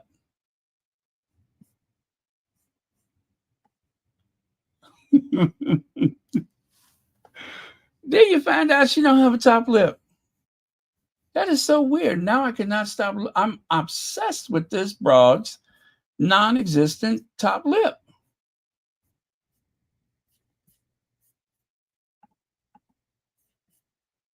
Where does she put the lipstick? On her teeth? Does she put the lipstick on her gums? Shit. What? Seriously though, where does she put the lipstick?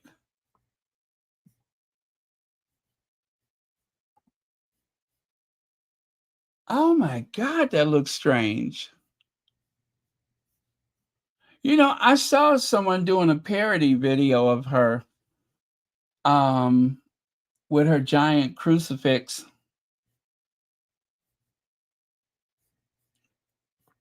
And the person was pulling they you know, they were doing something with their mouth, but I didn't know that it really looked like that.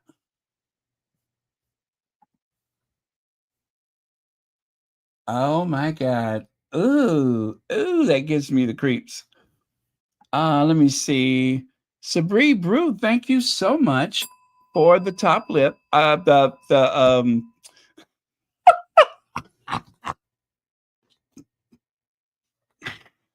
the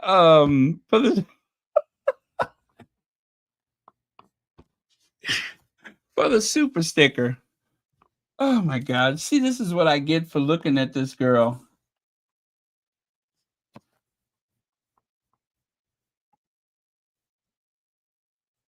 Whole thing, and she just smiling like it's normal.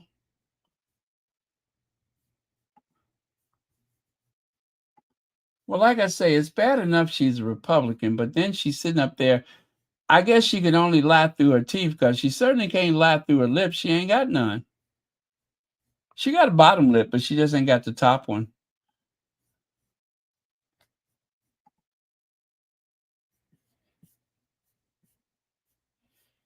But I think I can help her though. Maybe she should just try to, you know how they say a smile is just a frown? No, a frown is just a smile turned upside down.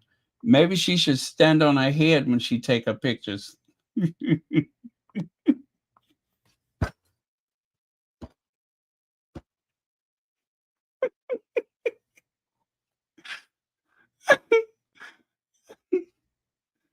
Oh, yeah. Maybe she should stand on her head when she take her pictures. I think that can help. And you know what? I don't think anybody would notice. Not out of the Trump White House. It would barely make the news cycle if she was to come out there and commenced to standing on her head to do the daily briefing.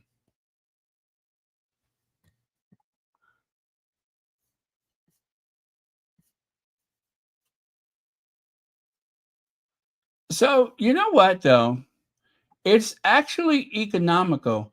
Think of all the money that she saves on products like chapstick, lip gloss, lipstick. Just think of how much money she saves. Whatever product she used, she's only using half as much.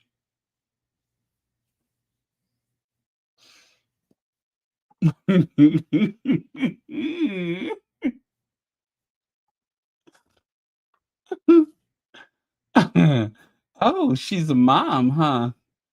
All right.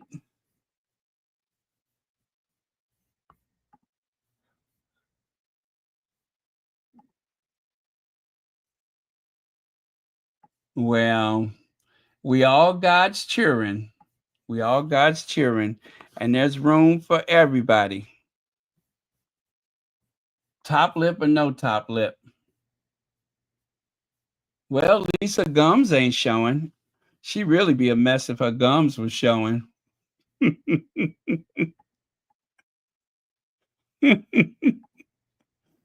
Wouldn't she? She'd really be a mess if her gums were showing.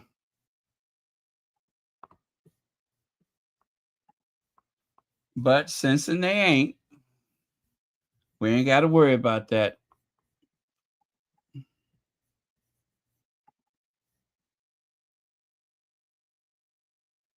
Wow. She about ain't got no bottom lip either. Whole thing. And she just be on TV lying. Now, see, if I was her, I wouldn't want to draw attention to myself. Yep. See what I mean? What a lipstick. It's kind of like when you put your eyeliner right into the tear ducts.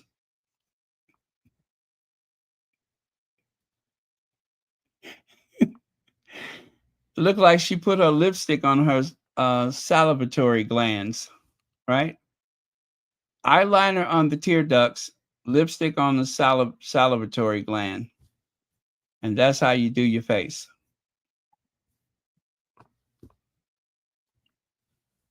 Well. Whew. And see here.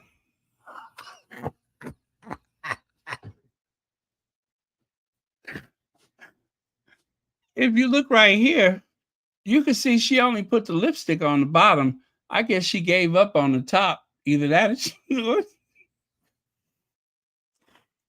or she missed. When she was trying to put it on her top lip, looked like she missed.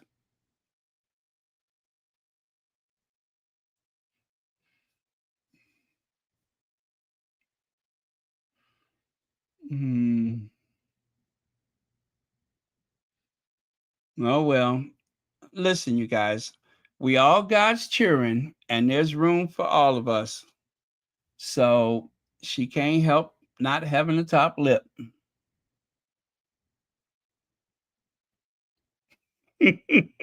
Marsha. Ooh. Let me see if I can find the picture of that lady that does that parody of her.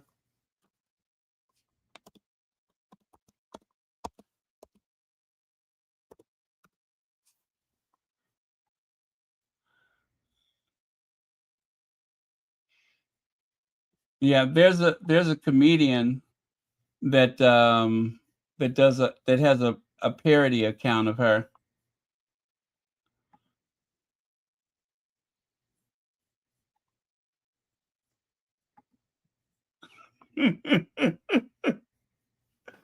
That is so cruel.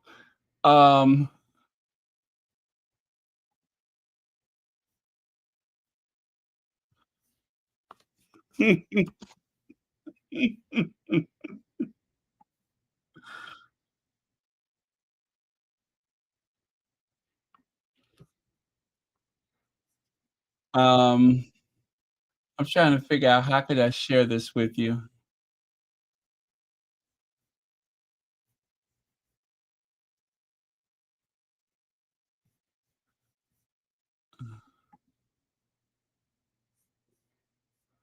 Oh no, that's not the account.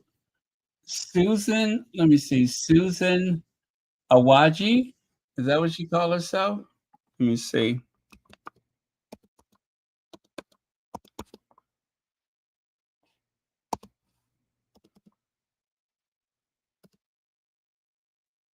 No, that's not right.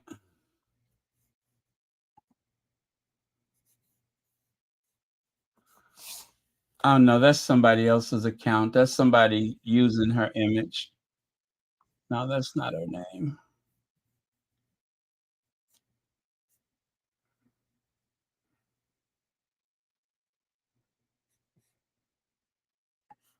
Oh, she calls herself Caroline Lovett with a K. Caroline Lovett, but with a K. Oh, that's funny. This lady is making a lot of money.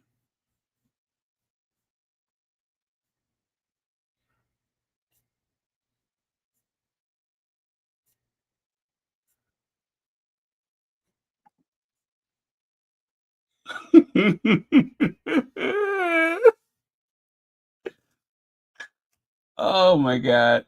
I gotta stop. I gotta stop. What am I, 12 years old? I have got to stop. Let me get this heathen off my screen.